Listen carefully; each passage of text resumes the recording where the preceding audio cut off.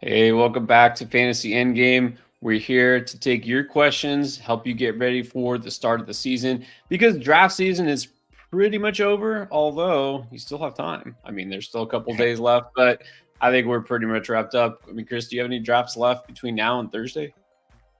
Unless my home league miraculously gets together in these last couple days, which I doubt. No, my last draft was yesterday. How about you?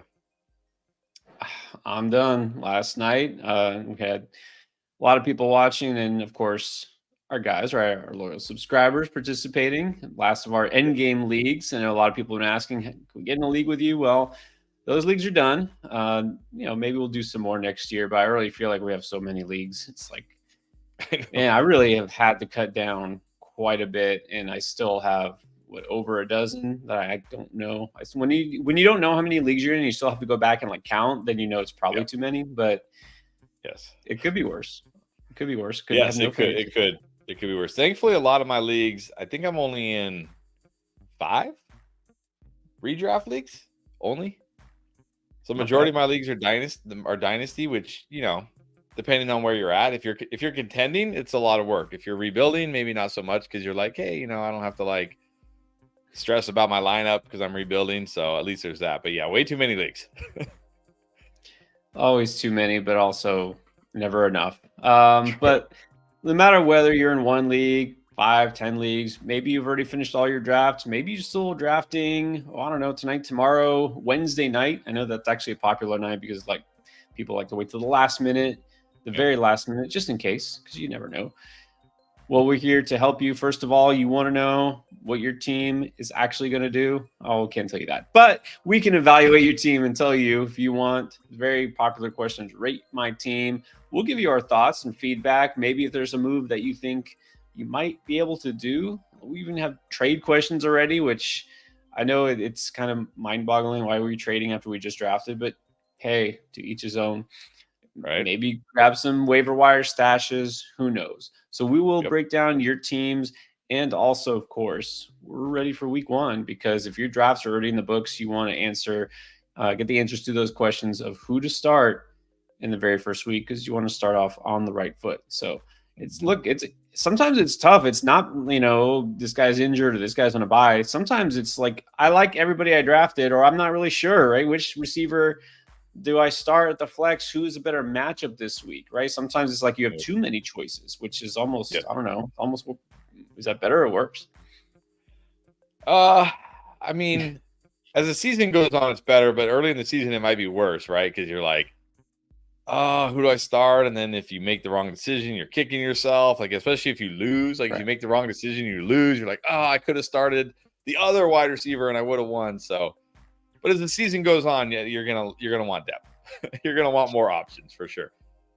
Yeah. I mean, it's a good problem to have, right? Everyone Yeah. should be healthy for the most part. And you hopefully like everybody and you want to start everybody, but you want to start the right players. So we'll guide you. We'll talk about some of the week one matchups.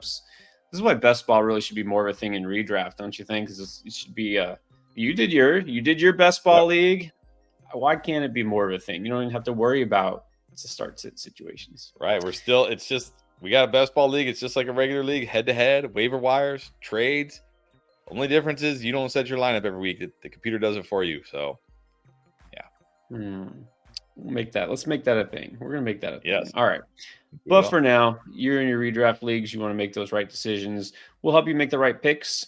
And also, speaking of picks, if you're looking to make picks for the week one games on Underdog, well, if you're not already on Underdog, this is the perfect time because you can get a free pick. Travis Kelsey just needs 1 yard. That's right, 1 yard or more, and you win. That's a free pick, basically. And all you have to do in order to get that free pick is, of course, sign up for Underdog and use code ENDGAME. You don't only get that free Travis Kelsey pick, you also get bonus cash offer up to $1,000 still. And so this makes it a great time to kick off not only your NFL season for fantasy football, but also for pick'ems because you can put together, some nice little picks. You can do just morning slate, late slate, Sunday, Monday night, whatever you want. And they also have little weekly private leagues. You can make your own league. They still have tournaments going on. There's so much. don't want to spend too much time getting into it all, but if you have not tried Underdog, honestly, just sign up, deposit whatever you feel like depositing. Just use that code Endgame because it does get you that free pick plus your bonus offer. So you don't want to miss out on that. And then just check it out. They have everything on there, and not just football, of course. If you're a fan of other sports, there's so much on there. Guarantee you'll enjoy it. And of course, also, you should be downloading the DraftLane app. It's completely free. Download the app now because among all the things you can get there, again, there's a lot. So I advise you just download it and check it out yourself. You can connect with us. If you're still doing a draft, maybe at some point this week, you could use the draft pilot. Had a lot of people give positive feedback on it.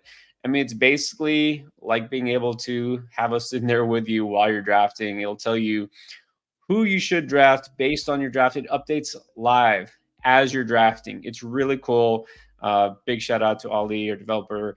Put in a lot of work here. We've been updating the rankings as much as possible. And by the way, you can get our rankings right there. You see, it's free. You just go down there and you can see what our rankings are pre-season before it all changes after week 1. And then you can also check out your league's history and standings. It syncs with Yahoo and Sleeper. You can see your league's history all the way back, how you stack up against your competition. There's a lot. And of course, you're going to want that in season because once you've drafted, well, you want to know who to start or sit? Yes, you can join us live and you can ask those questions, or you can just get on the app and ask a question there and have it answered in real time at any time.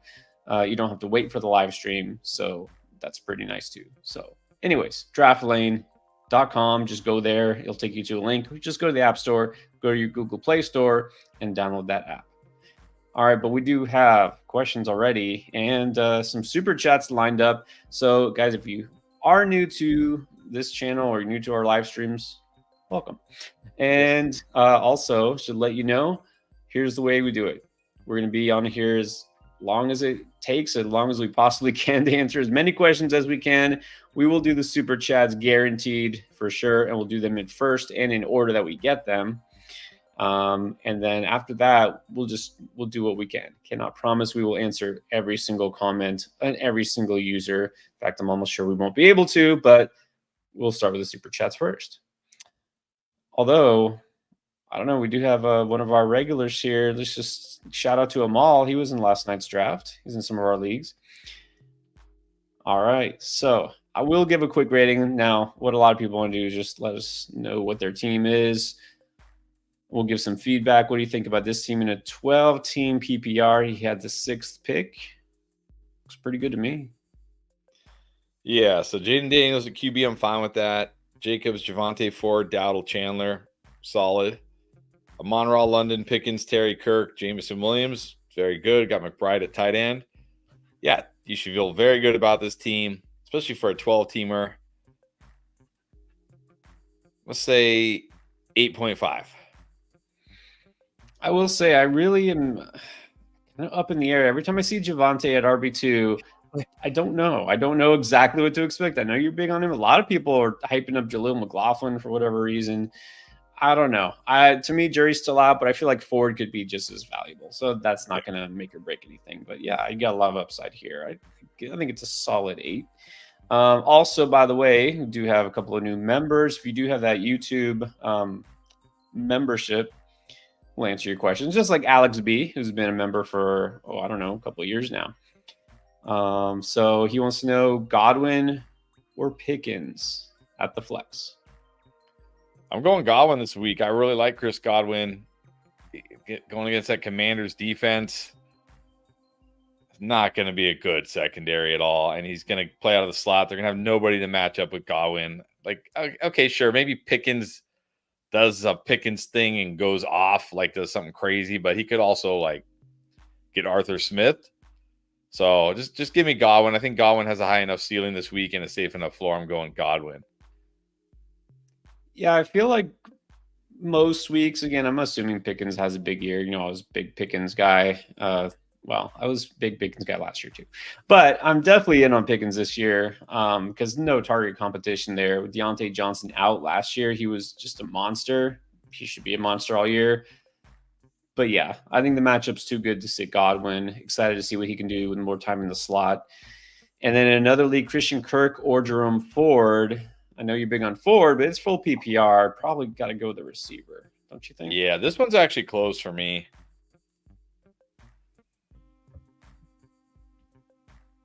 I could see Ford outscoring Kirk this week, and I do really like Ford. But it's PPR. I probably got to go Kirk. But man, that one's really close for me. That one's close. It is close. I'm thinking though the Jags are probably gonna have to play catch up at some point against the Dolphins. That offense there at home in Miami, yeah, Kirk should be in line for a lot of targets. So true. I'm going Kirk. Yeah, that game definitely has high scoring potential if the Jags offense shows up. Well, yeah, that's part of it. They actually have to show up too. All right, Jason. What's up, Jason Quinones? Was on the stream yesterday. 10-team, 4-point passing TD. And it's a PPR league, so he's got Rodgers and Hall. Pacheco, Gary Wilson. I'm sensing a theme here, trend. DK Metcalf, Andrews, Connor, Bears. On the benches, Ford, Stevenson, Cooper, Hollywood, Moss, Watson, Mooney. 10-teamer. My biggest thought is, how is Aaron Rodgers your QB in a 10-teamer? How did we get here, Jason? Did 15 quarterbacks get drafted in the first 6 rounds or something? Like, how did we get to Aaron Rodgers as your QB1 in a 10-teamer? Okay. Outside of that, Hall, Pacheco, fantastic. Garrett Wilson, Metcalf, fantastic. Andrews, fantastic. Connor in your flex, fine. Ford, Stevenson, Cooper. I would probably be starting Cooper over Connor in my flex in PPR, right? It's PPR. Hollywood, Zach. I mean, the rest of the team is great. But in a 10-teamer, I don't want Aaron Rodgers as my QB1. So, like, if you even had, like, Caleb Williams, Tua, I'd probably give this team, like, a 8-5 in a 10-teamer.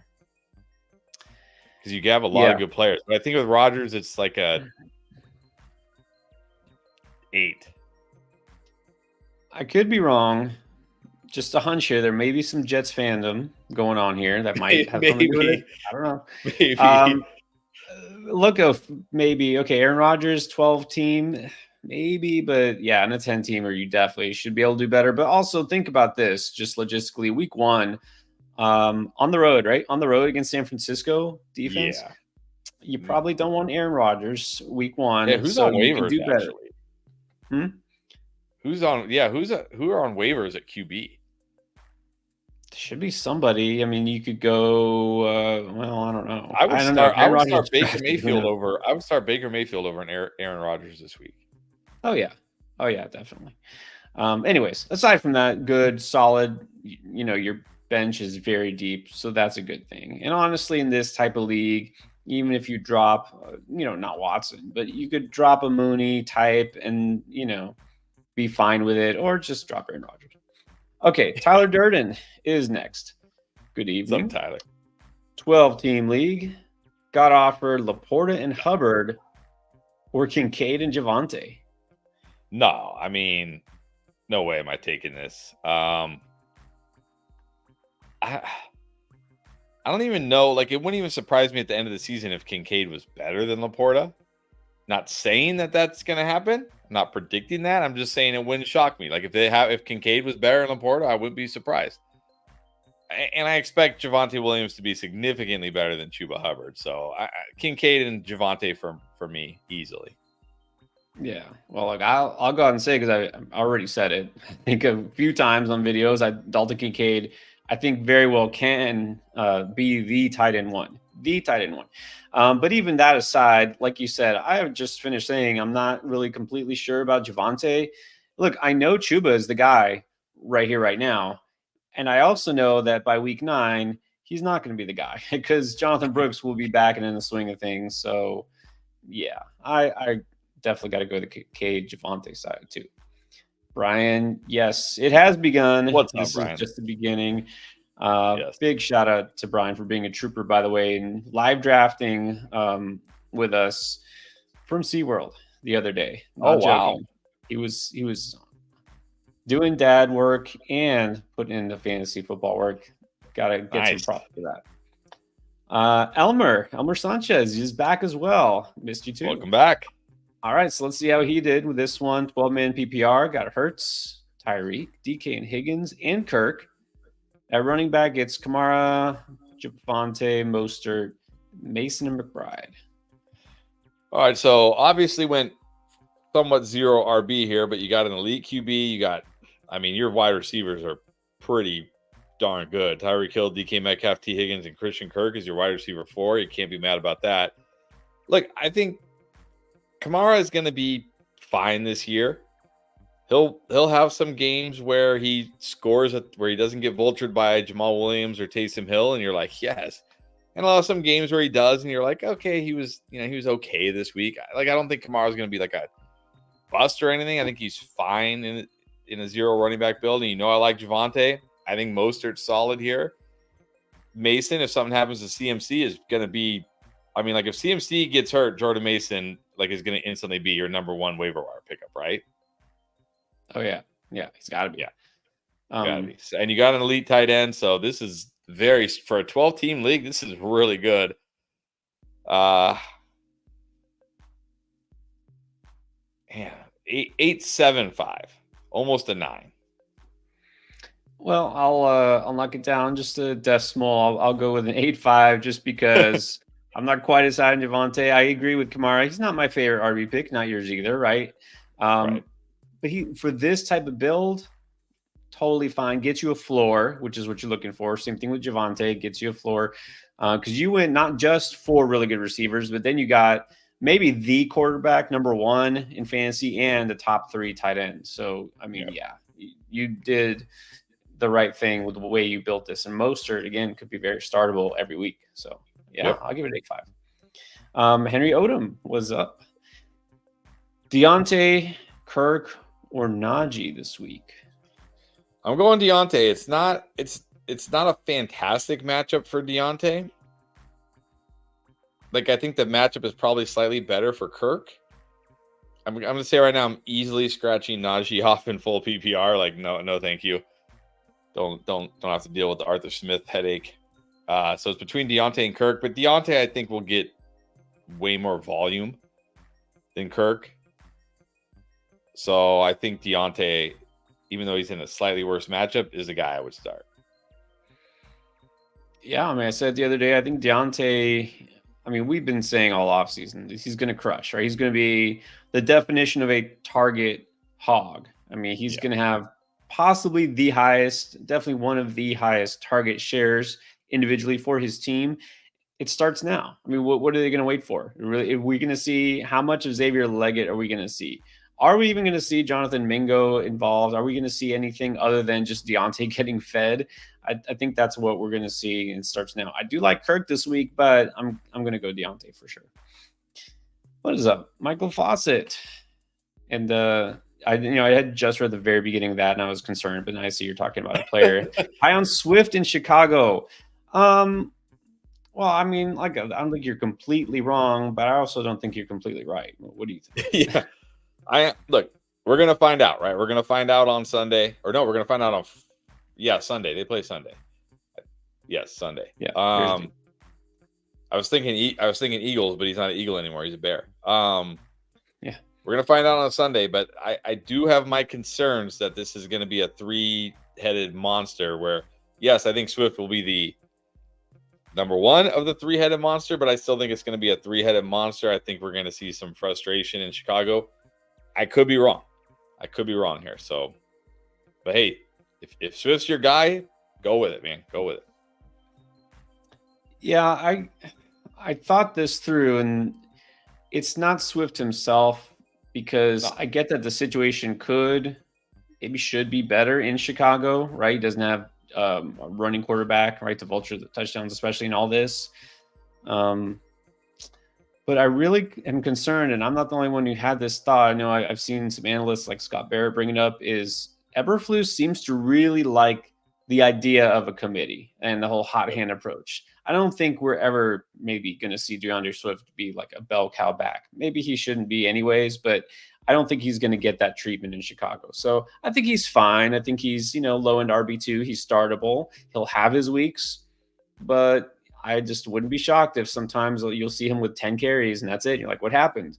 For some reason, they gave Khalil Herbert 10 carries. I mean, it's just going to be that way sometimes. It just is.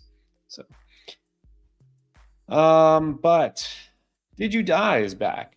Welcome back. Okay, well, we know he didn't die, so that's good news. He did not die. That's good news. That's true. Okay, so I see the super chat. I don't see a question, so I'll look if we do find one. If not, if that's just a shout out, then thank you. Okay, so let's go to the next super chat, which, by the way, guys, it's already happening. We're backed up. We're going to get to as many as we can. Also, thank you to our new member, Richard Wiley. Richard, thank you. So, Richard, if we see any question from you, we'll get to it as well. Let's go to Diddy 20022. I didn't know there were that many Diddies. All right, so not sure if you made a mistake taking Laporta third round. I don't. That's kind of where he was going, right? I don't think that could be considered a mistake. I do have my doubts if you're going to be excited that you took Laporta in the third round. Look, I don't think Laporta is going to be a bust or anything. I think Laporta is going to be good.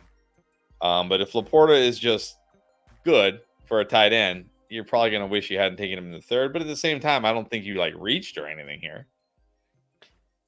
Well, now this doesn't say how big your league is, because if it's a 12-team league, that's pretty much where Laporta goes. Look, I kept saying I don't want to be necessarily the first to take a tight end, and I know I've been taking a lot of McBride and Kincaid because I think they could be the tight end one and get him in round 4 or 5.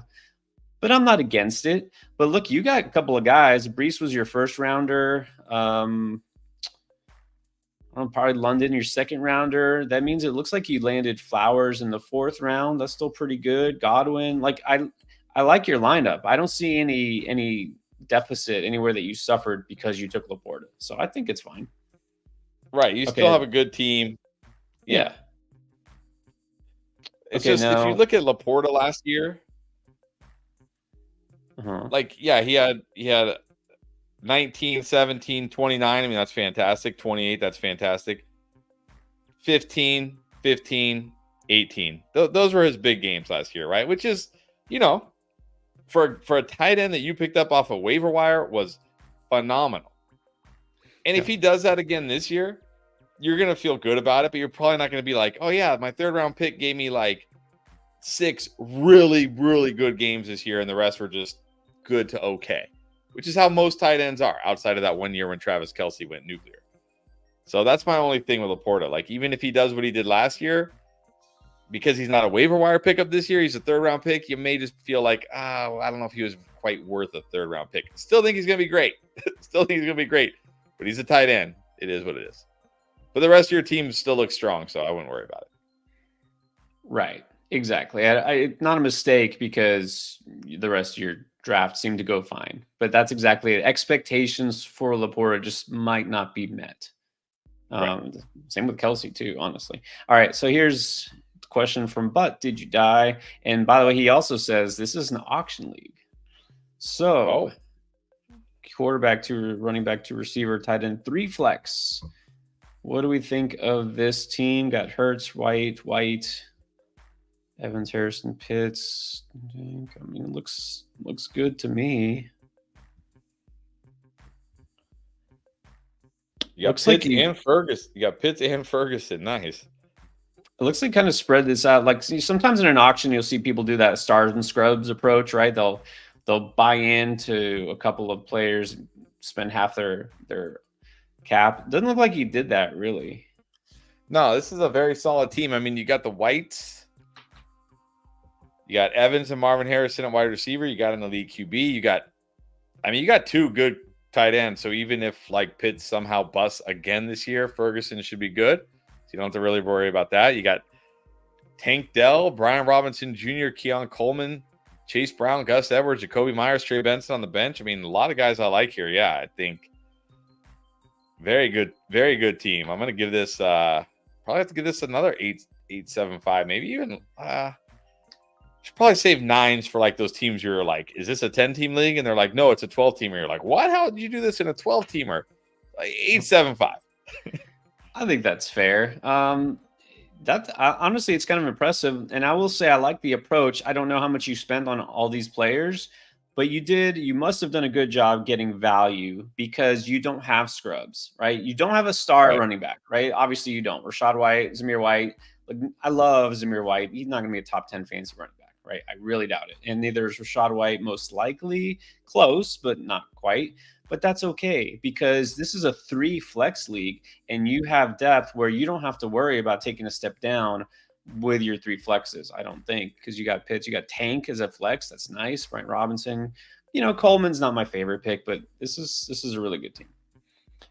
And then we do have a question from Richard. Right. Sorry, is it Willie? I think it was Willie, not Wiley. All right. Have Amon-Ra, Garrett Wilson, Olave, Ayuk, Jason, Judy, half PPR Dynasty. Thinking of trading Ayuk and Olave for Neighbors. I think that's too much. Feels like too much. I mean, even if he's saying can't get Harrison, okay, I understand why somebody isn't wanting to trade Harrison. I mean, would you even do Ayuk and Olave for Harrison, or is that still too much? Right now, probably too much. I mean, look, Ayuk is 25 years old, and he's going to be in that 49ers offense for however many years. I know Olave hasn't been great so far because he's stuck in that Saints offense, but he's like 23 years old, only entering year 3. I mean, things could change for Olave in a heartbeat. And here's the thing about Neighbors, redraft and dynasty. If Daniel Jones is as bad as we think he is, which he is, and Neighbors just has let's go Garrett Wilson. Let's say he has a year like Garrett Wilson had in year 1. Yes, he's still going to be valued highly in dynasty because people understand hey, he's a talented player. But if the Giants next year don't do something significant at QB, because remember, Garrett Wilson from year 1 to year 2 went from Zach Wilson to Aaron Rodgers. Unfortunately, he only had Aaron Rodgers for 4 snaps, but his value went up because everybody was like, he's got Aaron Rodgers. If the Giants, let's just say Daniel Jones is just good enough this year where the Giants say hey, let's buy into him for 1 more year. Neighbors' value might be even less next year than it is this year. So I think this is too much right now for Neighbors. Yeah, and I'll just say in general, I mean, to me, it's too much. A lot of times we'll advocate, the 2-for-1 kind of thing. Usually the 1 is, significantly better. But Dynasty is different. You get to keep those 2 players. And so it's not always better.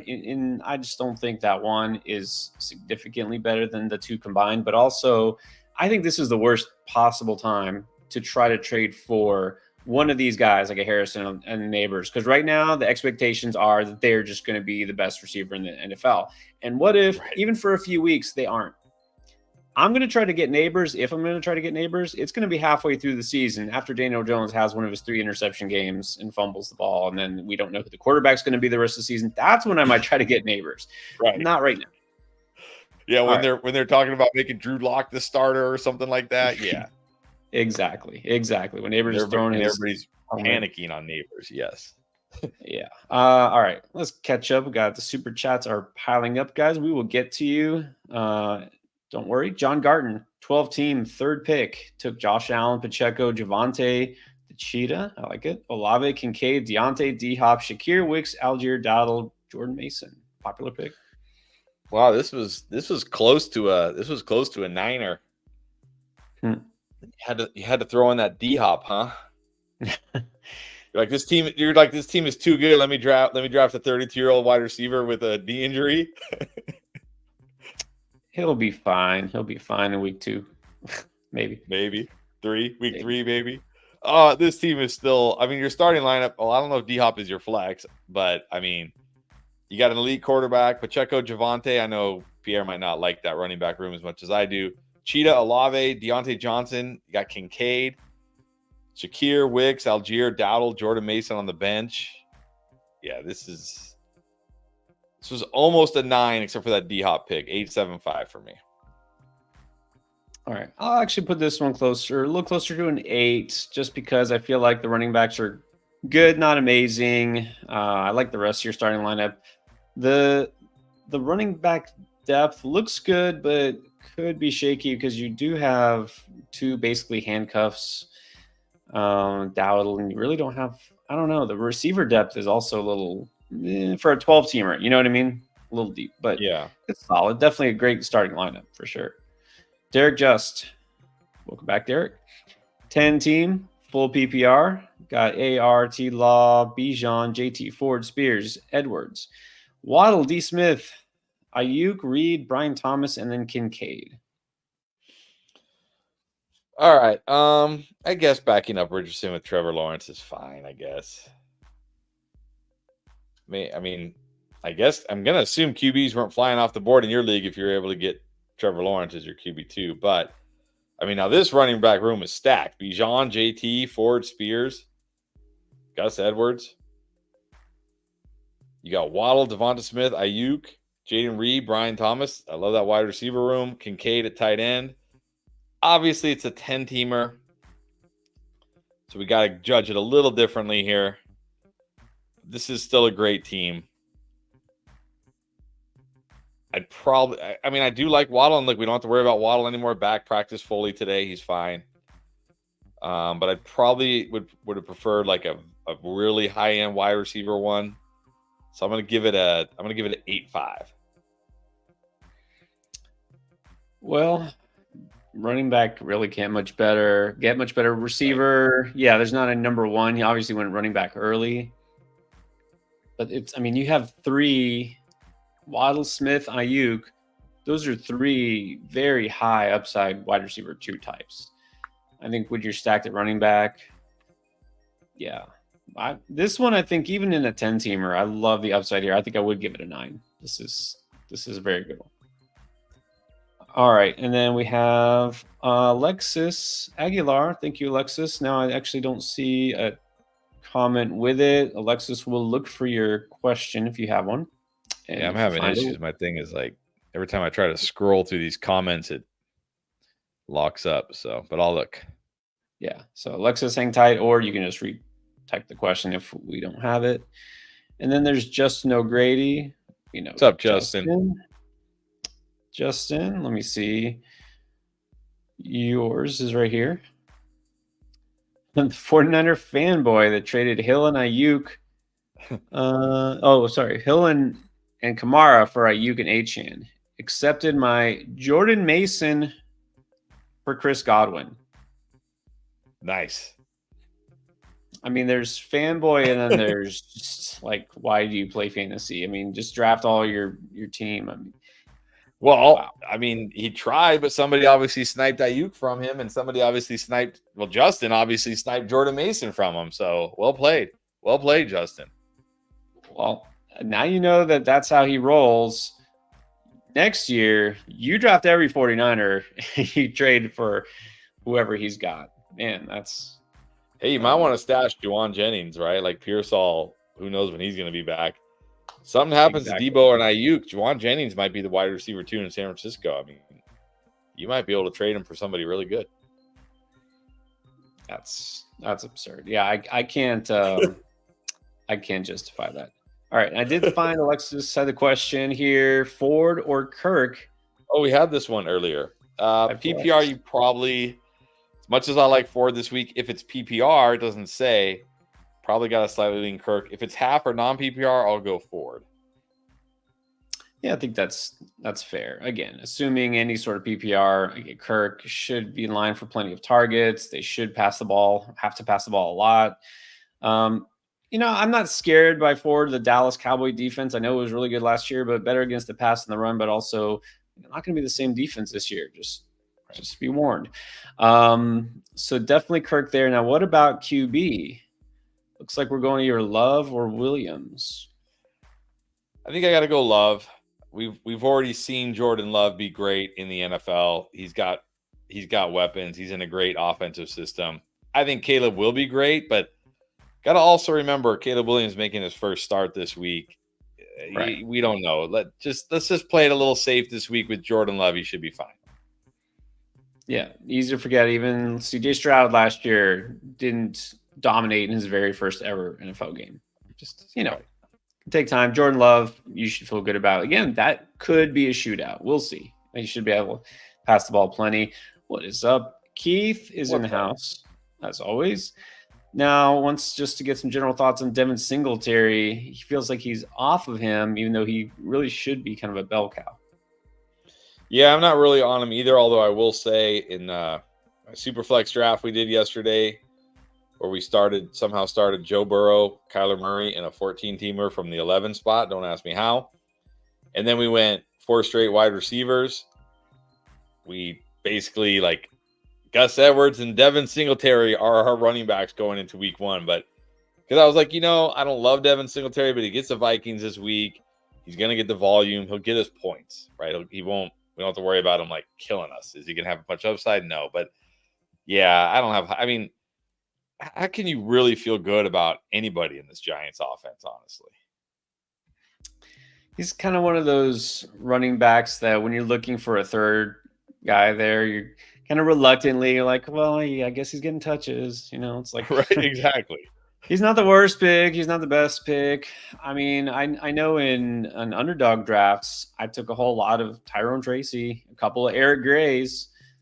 So, those are lotto tickets. I get it. They might not do anything this year, but I'm not 100% sold that Devin Singletary is going to be the starting running back week 17 either. So I think he's fine early in the season. And look, week 1 is actually not a bad matchup. He gets the Vikings. So that's exactly how I felt drafting him. It's like, he's there. He's getting touches. He'll get us some points. Yeah, okay. It's exactly how I felt drafting him.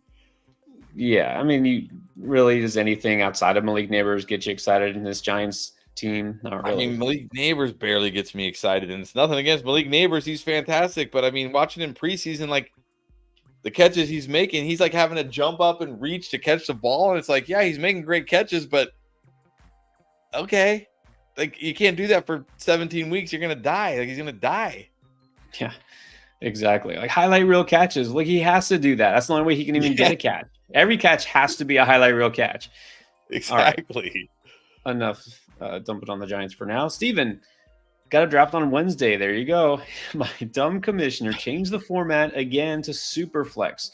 Okay, we talked a little bit about Superflex. I don't know if you saw it, but if you want to go back and watch it, on Saturday, I did a Superflex draft with the community here, guys like Keith, Roberto. So if you want to go and watch how that unfolded, that might help you.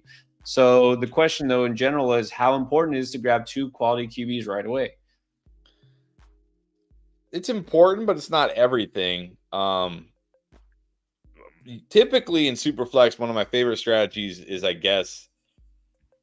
don't know what the word is. I guess since we're all using Hero RB these days, Hero QB, where you get that one stud quarterback in round 1, and then you focus on maybe getting some stud receivers, maybe a stud running back, and then you get a solid couple, 2 QB2s, right? A couple solid QB2s that you can kind of play matchups with.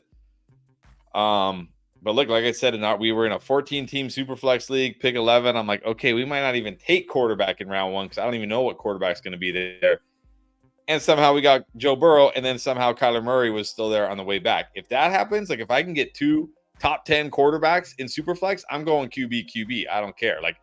Give me 2. But in most leagues where that's probably not going to happen, if you can get 1 top 8, top 10 QB, and then on the way back, don't feel like you have to take the QB 17 or the QB 15 if QBs are flying off. Take that stud wide receiver. If Amon-Ra St. Brown is still on the board or something, take him, and then try to get 2, solid QB2s later on, maybe a Baker Mayfield and a Geno Smith, where you can play matchups with those guys, right? You have your one stud that's always in there, and then you'd be like, oh, this guy's playing a terrible defense this week. He'll be my QB2. Right. And speaking of Keith, if you look, he dropped a comment in there, which sums it up very nicely. And that's exactly right. It depends. It's like with any draft. It depends because I've seen Superflex drafts where every first round pick was a quarterback. In that case, if you wait by the time it gets back to you, let's say you had an early pick and you don't grab another quarterback, you might be screwed, right? You might have to start, Drew Lock. Or there might be a league where, I've seen only 4 or 5 quarterbacks go in the first round. In that case, you can wait. But I will say this, I do want at least one quarterback in the first 2 rounds for sure. Yep. And I don't want my second quarterback to be outside, generally at the very least top 24, preferably the top 20. Yes. So wherever for you that falls. But look, like John, right? Our editor, he was in that draft on Saturday. He was the last one to take a quarterback. He waited till round 5, I think. He took Jared Goff, and then he waited a couple rounds later. He landed Baker Mayfield. Those are 2 startable quarterbacks, and he loaded up at receiver. So, there's different ways to do it. All right, Jonathan Bondi, PPR, pick 3. I love these. Evans, Smitty, Higgins, Waddle, Ford. Well, I think we can cross Ford off in PPR. These wide receivers are too high end to consider Ford in PPR. As much as I like Higgins this year, and as great as I think Higgins will be, I think you got to start Evans. I think you got to start Devonta Smith. And I think now that Waddle was back at practice today, wasn't wearing the red contact jersey, which is like, okay, he's fine. I think he just has too much upside. So I think for me, I'm going Evans, Smith, and Waddle. Now, just to throw this out there, not even devil's advocate, just seriously, what if Jamar Chase doesn't play? If Jamar Chase doesn't play, then I probably have to try to get Higgins in my lineup because he's going to get all the targets. Yeah. Evans, the matchup's too good. You got to keep him in there. I think I want Waddle for sure at home. So that's my deciding factor. Right now, if Chase is full go, okay, then you can sit Higgins. If Chase is out completely, which might happen, I think I got to play Higgins. Not Ford. All right, then John Garden also wants to say got Jonathan Brooks in the IR. I like it. I mean, look, I saw a lot of people do this, draft Jonathan Brooks, stash him on the IR, pick up another running back. That's exactly the kind of thing we talk about doing. You got to look long-term. You can't let, players like that, great values drop just because they're going to be out week 1, week 2, week 4. I mean, 4 weeks is really not that long in the big scheme of things. Hollywood dropped way too far because he's going to miss, a week, maybe 2 weeks. Marshawn Lloyd is already back practicing. Yeah.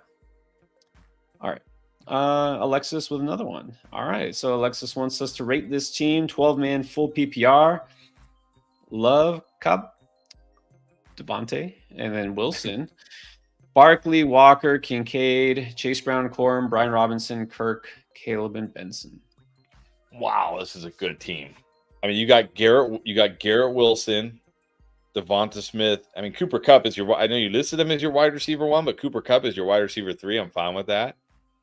You got Barkley and Kenneth Walker at running back. You got Kincaid at tight end, Jordan Love at QB, Chase Brown, Blake Corum, Brian Robinson, Christian Kirk on your bench. Caleb, just in case Jordan Love isn't good this year. Trey Benson on your bench. I think this for a 12-teamer. I think this is a 9. I mean, there's not really an area here where I feel like, oh, you're a little weak there. You're good. This is a 9. This is a 9. Well done. Yeah, exactly. And look, I'm not completely in on Cup this year. You know this, but as your third receiver, because I'm guessing they were drafted in the opposite order. I mean, who knows? But as your third receiver, totally fine. Yeah, I love this starting lineup. This is great. Well done. All right, Serge, how's it going? What is a good running back receiver combo that I could get for CMC that would be fair? Which also begs the question: is there a good running back receiver combo that you think he should get for CMC? Or are you just holding on to CMC anyways? Yeah, I mean, my first question would be like, did you take CMC with the number 1 pick? And if so, why are you already looking to trade your number? Like, didn't just take somebody else? But here's the thing, like, yeah, if you're gonna trade CMC for a wide receiver running back combo, you're not gonna get a wide receiver or running back that's comparable to CMC. Maybe the combination of the two will be comparable to CMC, but not either player. Right. which is never advantageous unless you're in an extremely deep league where like you start, if you start 2 running backs, 3 wide receivers, and 2 or more flexes, then this could pay off because then it's like, hey, if like you need that depth, right? You need, like, if your flex right now is, I don't know, Ty Chandler because you don't have any depth, and now your flex could be, say, like Isaiah Pacheco or like Travis Etienne, then that helps your team. But in most leagues, you want that one guy because remember, it's not just CMC for these 2 guys. It's CMC plus whoever you're playing as well, right? So like, I don't know if I'm explaining this right, but let's say you trade CMC away. Like, let's say the team who trades away these 2 guys gets CMC. They didn't just lose these 2 guys to get CMC. They get CMC, and then somebody on their bench now gets in their starting lineup who's probably halfway decent. You know what I mean? So their team just got stronger because they just got stronger at running back 1, and the guy that they're replacing in their flex probably isn't like a huge drop off. So there's many running back wide receiver combos you could get for CMC, but you're not going to get a wide receiver or a running back that's close to CMC. You're going to get 2 guys that are close to CMC, and I don't think you should do that. Yeah, it would only be if, and we've seen many insane trades, right? So I never say never, but if the guy who drafted Jamar Chase in the first round is like, I'm worried he's not going to play. I'll give you Chase and Travis Etienne, something like that.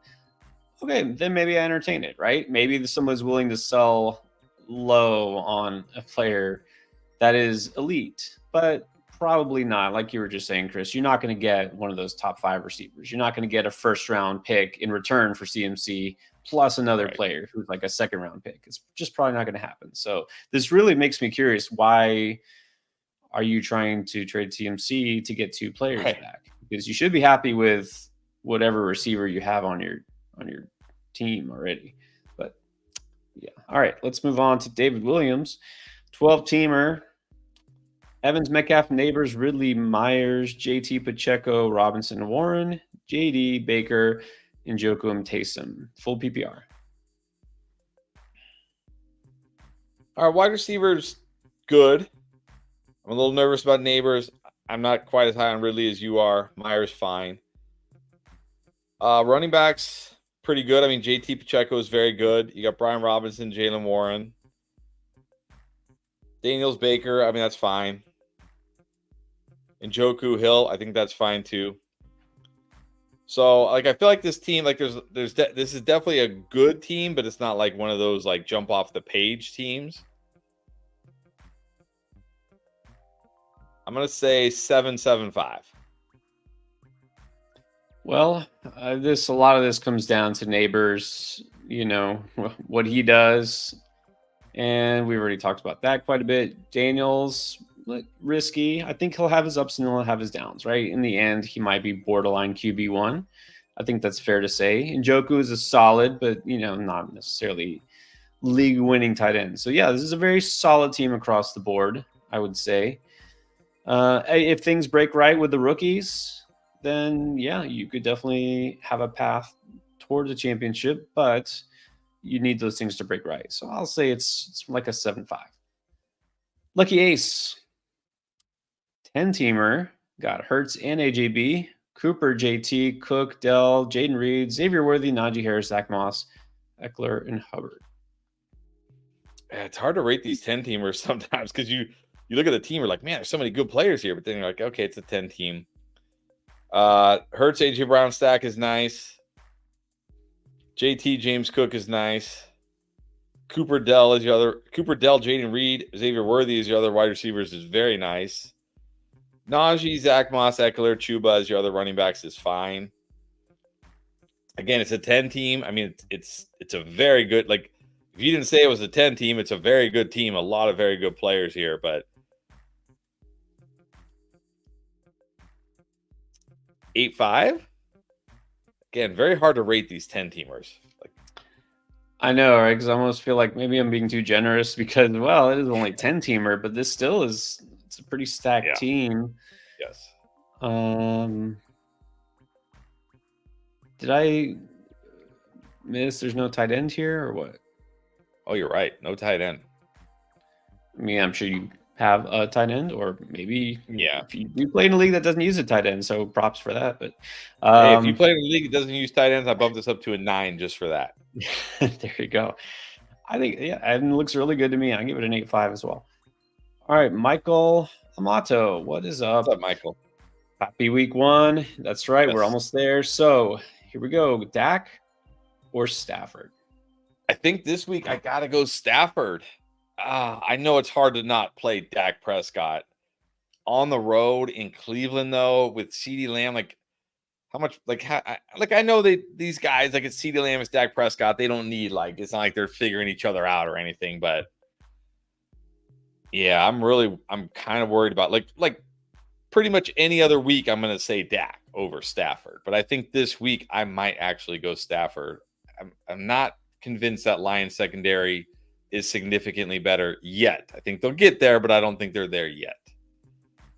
Oh yeah, it'll take some time. I'm definitely not convinced that Detroit's going to shut down anybody on defense, but you got the right idea, Michael. Stafford basically going back home, playing in Detroit, play that defense, could be high scoring game. He's a strong start. Dak on the road at Cleveland, not the best. So I think the matchup definitely makes it Stafford. All right, and then we got Concrete, another 10-man league. Got Love, St. Brown, Olave, Barkley, Cook, Schultz, Evans, Pittman's on the bench.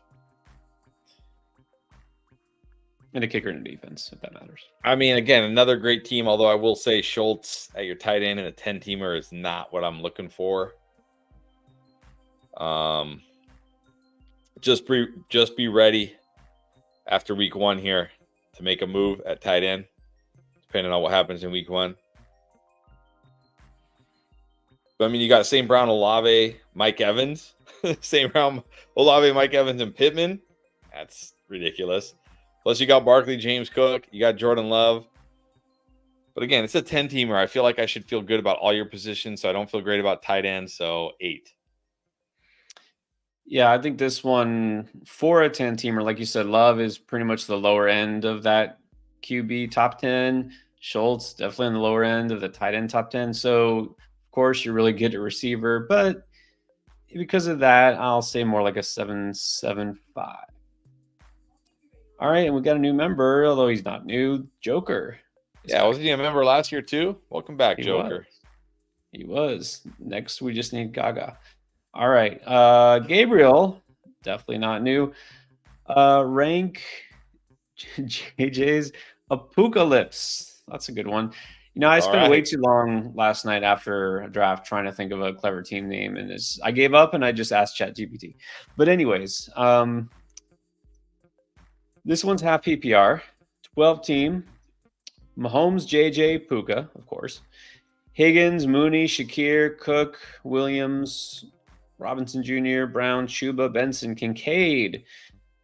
Oh, yeah, you're going to miss some players, but what do you think? I mean, JJ Puka, what a start. James Cook, Javonte Williams, Brian Robinson Jr., Chase Brown. I mean, obviously, look, I like James Cook. And you know I like Javonte, so I'm okay with this running back room. It's a little risky, but I'm okay with it. But, I mean, you got JJ Puka, Mahomes, and you got Kincaid. So, Higgins, good as your wide receiver 3. Mooney, Shakir, okay. I mean, I like them, but they're like dart throws, right? I mean, it is a 12-teamer, so that helps.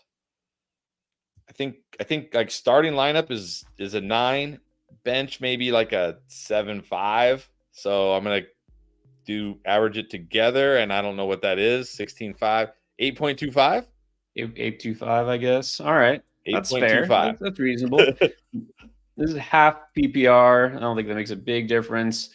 Yeah, man, Puka obviously followed the second round here. That's great, and I like that. And you got that stud quarterback and that stud tight end, and your receivers are just going to dominate. So I still think Cook could be an RB1 for fantasy. And I think you're fine. You mix and match RB2. We say it all the time. Nothing wrong with that. I'll give this an 8.5. All right. And then we got Dragon Trzaskowski. 12-man PPR. Let's see. Josh Allen and Jaden Daniels, Brees, Chase, Brown, Charbonnet, McLaughlin, and Brooks, Braylon Allen, Ray Davis. We've got a lot of handcuffs going on here. Puka, Neighbors, Ridley, Reed, McConkey, Laporta. Yeah, so definitely hero RB here, but probably a little too much hero RB. I don't know if you watched our hero RB video, but one of the things we said was, hey, when you're going back to get your RB2s, you don't want to wait too long. You want to make sure you're getting those guys who are probably starters for their team.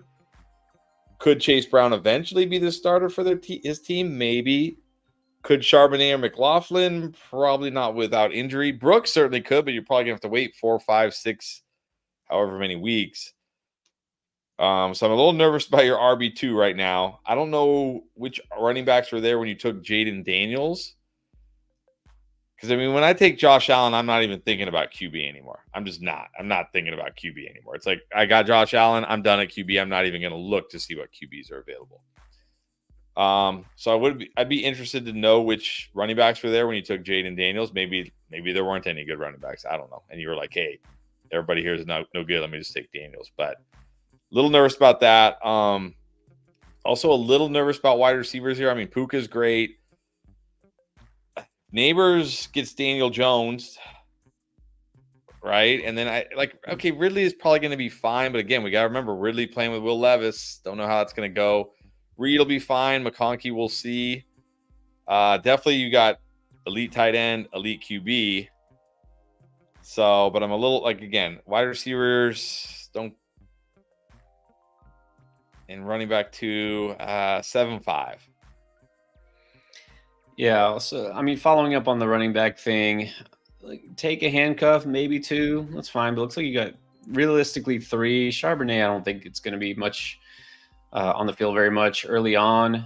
McLaughlin, okay, that's fine for an anchor RB build. And I like the Brooks pick. We talked about that. But yeah, you might be struggling to find a consistent RB2 if Chase Brown is not it, right? He's got upside. I mean, I talked up Chase Brown, but can't say he's without risk. So It's okay. The RB2 is your weak spot. But again, I really wish if that were the case that these receivers would really jump off the page more, right? That's the issue. So this one, I mean, look, you got potential, but it's very risky right now. Put it closer to like a 7. And I think that's the one thing I do talk about. If you go such an early pick on QB and tight ends, you got Josh Allen and Laporta, then your receivers aren't as impressive. And we talked about that earlier. Yeah, I was thinking about it too when I saw Allen and Laporta. Go one or the other. In a 10-teamer, you can get away with that a little bit more. But in a 12-teamer, I think you're better off going one or the other. Exactly. All right. And then, of course, Robert Mitchell is here, our man. What's up, Robert? All right. Let's see this one. Got Zamir White, Dallas Goedert, Musgrave, Watson, Lockett. Which do I drop without losing sleep? Because you do need a kicker. Well, you can drop Musgrave and not lose any sleep. You got Goddard. I'm not starting Musgrave over Goddard this week. Look, if Goddard is terrible and Musgrave is great this week, you can just pick Musgrave up next week and drop Goddard or something. Like I can probably drop Lockett without losing sleep too, but I can definitely drop Musgrave without losing sleep. Yeah, I was going to say either Musgrave or Lockett. I'm looking at your squad here. You got A.J. Brown, Chris Olave, Tank Dell, obviously Watson. I mean, you shouldn't lose sleep over either of them, but probably Musgrave is the one. Because, look, he's got Evan Ingram already too. He's got Evan Ingram and Dallas Goedert. So you really don't even need a third tight end, period.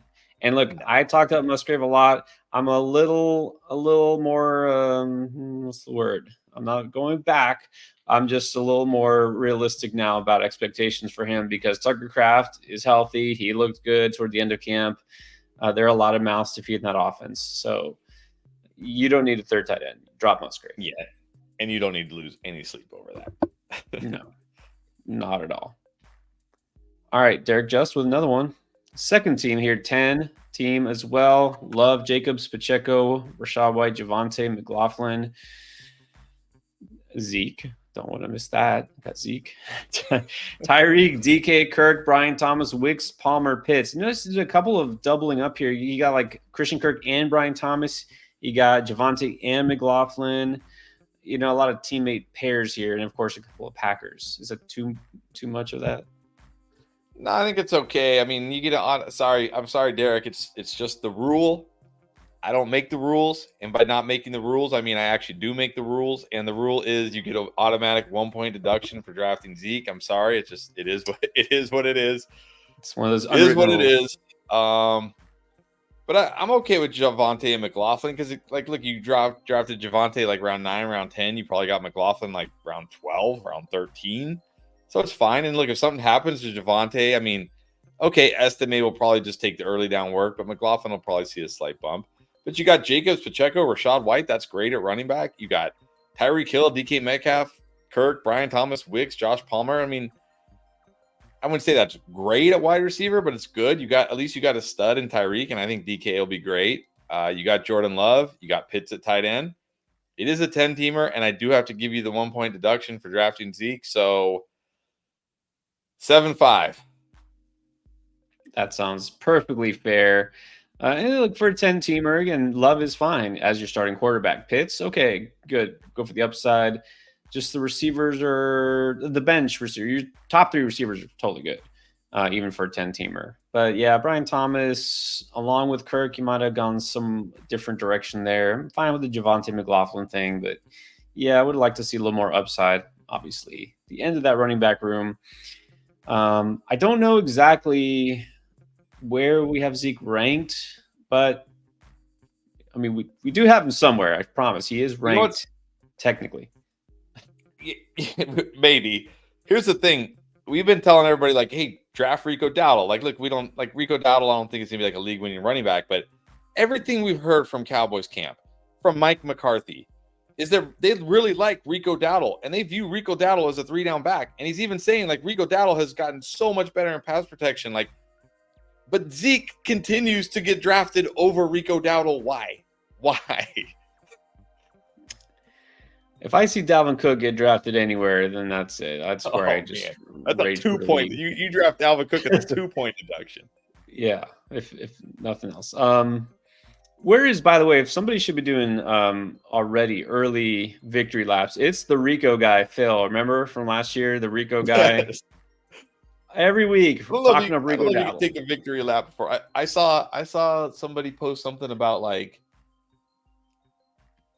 actually it's a guy I really like, Coach Speak Index. I really like Coach Speak Index. He's great. Yeah. If you don't follow him, you should follow him. But he posted something like the guy who told you about, I forget what 3 running backs it was, but I'm like, well, okay, that's great, but we haven't even seen a game yet. We don't even know, like, how these running, like, we're talking about, like, very late round drafted running backs that are probably like backups. I'm like, you can't victory lap that yet. We haven't even played a snap. But they will. People will victory lap just about anything. But that being said, I think Coach Speak Index is great, so I'm not taking a shot at him by any stretch. He's great. Yeah. Which, by the way, we'll get to the next super chat. Speaking of rankings, if you haven't checked out the Draft Lane app, a good time to remind you, anybody who just jumped on or if you didn't catch the very, very beginning of the stream, you can get our rankings absolutely free. I mean, there's still drafts going on. Obviously, somebody already said they're drafting on Wednesday, which is smart. Might as well wait till the last minute because that way you're not going to get any unpleasant surprises. So, again, it's free. Go to draftlane.com and it'll take you there and you can see what it's all about. Just going to want to check it out, or just go straight to the App Store or the Google Play Store and you can download it. It's called Draft Lane. And what it is everything that you get from us on the videos and the live streams in a convenient app format. You can ask us questions just like you do now. We'll respond to you. You can ask trade questions. You can ask waiver wire questions, start sit questions during the season. So take advantage of that. Of course, still come on the live streams, but you can also use the app too. And if you're still drafting, use Draft Pilot. It basically uses our rankings. It uses the constantly updating, what do you call it? API.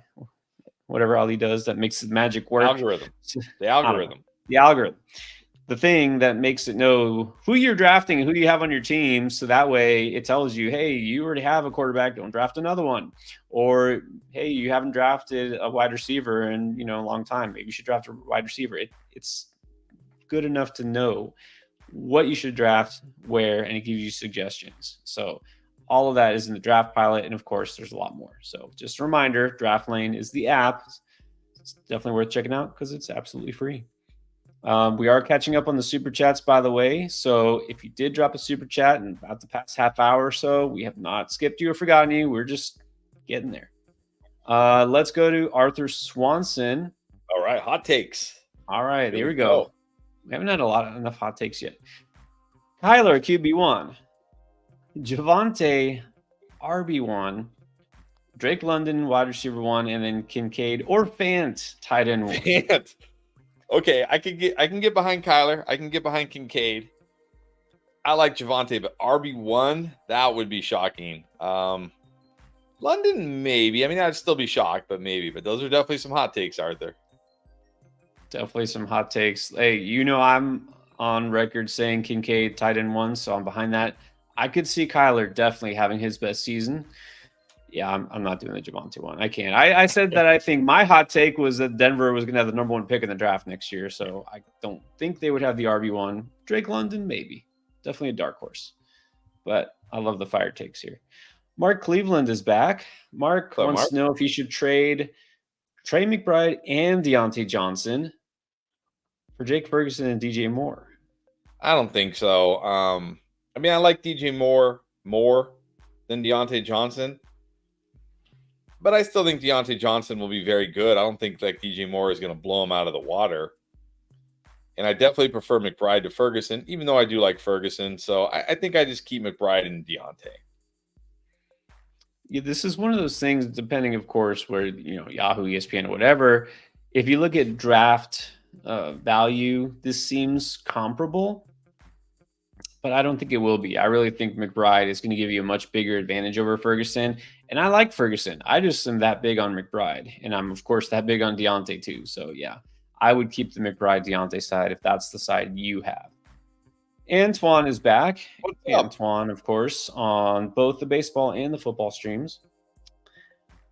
Rate 12 on Sleeper. Got Jackson, guessing Lamar. Gibbs, Javonte. We got a lot of Javonte owners, it seems like, are you to blame for that. If Javonte busts, you're going to all hate me because that's probably all me.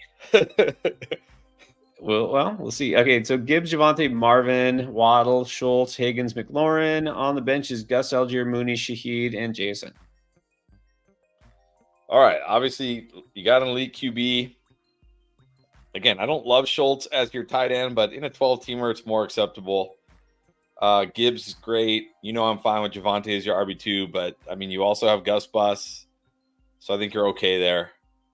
Marvin Harrison, Waddle, Higgins, McLaurin is fantastic at wide receiver. I mean, fantastic with Mooney, Shaheed, and JSN on the bench. That's great. So I'm actually okay with your RB2s. It's just mainly the tight end. So I think this is like almost a 8.75, almost a 9. If it wasn't for Schultz, if you had even Ferguson, I might give this a 9. Even in Njoku, I might give this a 9. I'm just a little nervous. That's what I was thinking, because tight ends that were like around the same range, right? The very bottom of the tight end one kind of spectrum. Yeah, I think we both, like Njoku and Ferguson, I think it's not like they're going to massively outscore Dalton Schultz, but just more weekly upside.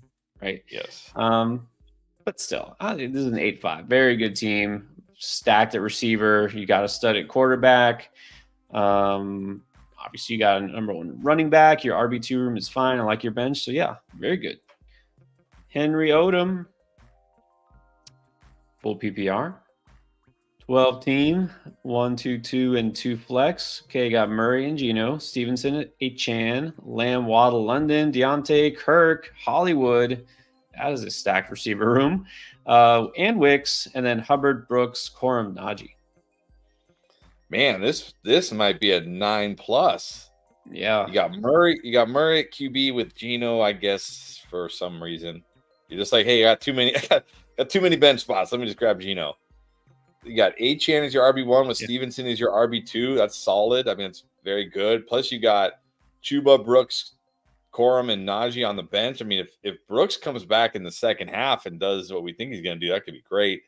You got Lamb, Waddle, London, Deontay, Kirk, and Hollywood Brown. This is a 9. Definite 9.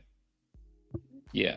Love the upside. Honestly, my favorite part, I think, of this team is the bench. You got Brooks and Corum just waiting to bust out and be league winners potentially. Hollywood is like, what, your 1, 2, 3, 5th receiver? Yeah, you slayed this. You probably could drop Geno for another flyer running back, but you know what stands out the most here, Chris? If you look closely, no tight end. And he didn't name one. He said 1 quarterback, 2 running back, 2 receiver, 2 flex, no tight end league. Do we add a point for that? All right. Well, I don't want to give you a 10. That's so 9.75. Okay. 9. Yeah. 9.5. Awesome. Good job, Henry. All right. This stood out to me for 2 reasons. You'll probably figure out both because it's in all caps. And Kyle, the Dolphins resident fan here, trade Olave for Devontae Adams. I want Olave. Yeah, I think at worst, Olave and Adams will be very similar this year, and at best, Olave will be much better than Adams. I just don't understand. Like, what is Adams? What is the ceiling for Devontae Adams in this offense? I mean, I know a lot of people pointing to Michael Pittman last year. What was Michael Pittman's ceiling? And Michael Pittman was the only guy. He was like the only guy. He's got Jacoby Myers there. They drafted Brock Bowers. They still have Michael Mayer from a year ago. Like, what is Adams' ceiling? Will Adams be fine this year? Yes, but he's not going to. What's his ceiling? Give me Olave. Yeah, I think it's if you got Olave, keep Olave. Agree. And then Vinny is back. Vinny Vargas. What's up, back? 16 teamer. All right. Switch the mind shift here. Caleb, Puka, Wilson, Walker, Mondre, Ingram. On the bench. On the bench is Hollywood, Khalil, Rico Suave, Mason. Oh, there you go. Sorry. What did we say? 2-point deduction. Got Dalvin Cook. Does that count for a 16-teamer? Vinny, this was like borderline a 10. You have Puka and Garrett Wilson, Kenneth Walker and Ramondre Stevenson with Evan Ingram, Caleb Williams with Hollywood, Khalil Shakir, Rico Dowdle on the bench in a 16-teamer. Like, give me Puka, Garrett Wilson, Walker, Ramondre, Ingram, and Caleb in a 12-teamer, and I'm feeling good. This is a 16-teamer. But then you got the 2-point deduction for Dalvin Cook. I mean, we said that's the rule. So you go from a 10 to an 8. I'm sorry, but great team otherwise. And you also have Quentin Johnston, but whatever. Great team otherwise. Yeah, unfortunately, them's the rules. But you know what? You can correct this. It's not too late. Drop Dalvin Cook, add literally anybody else, and bump it back up. All right.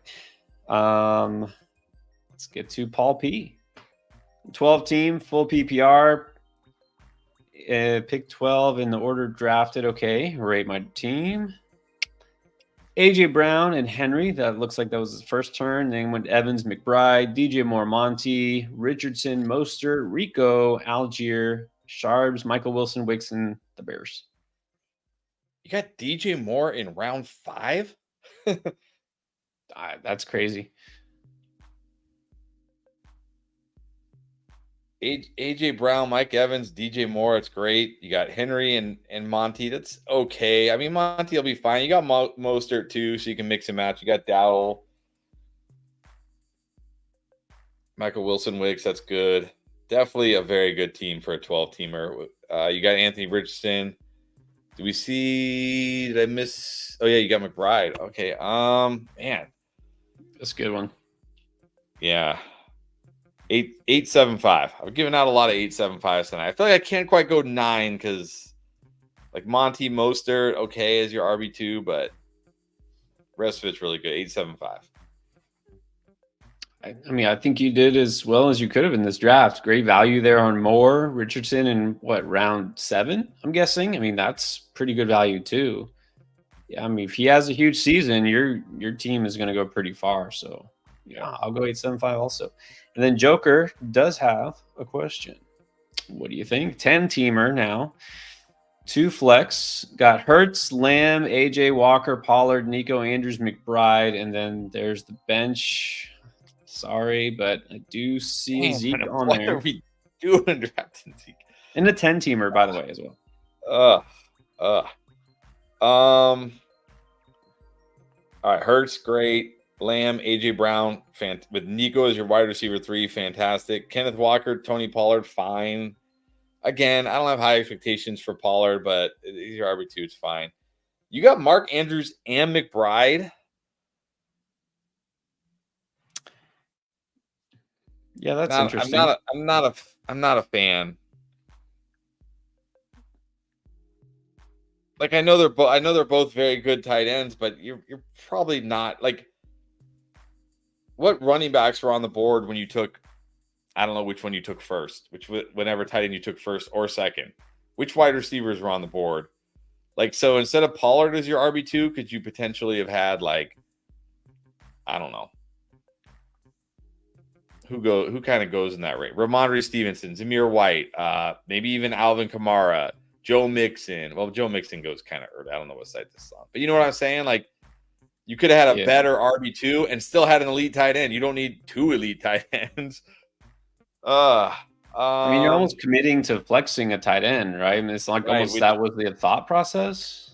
Which I don't really want to flex a tight end, especially in a 10-teamer PPR league. Like, they don't have the weekly upside that I want for a flex. So, no. This team was very close to being very, very, very good. I would try to trade one of those tight ends. You get sorry, it's nothing personal, but you get the 1-point deduction for Zeke. It's the rule. 7. Yeah, and even then, honestly, I will say this: it's a 10-team league. Probably, even if you waited on running back, I don't know. Pollard at RB2 is borderline. I think Gus is startable, but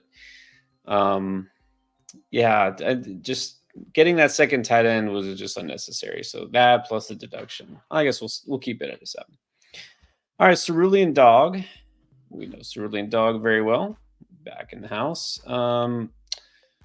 So I do see some sort of comment, but I'm trying to see if this is like a follow-up to some other comment that I don't see.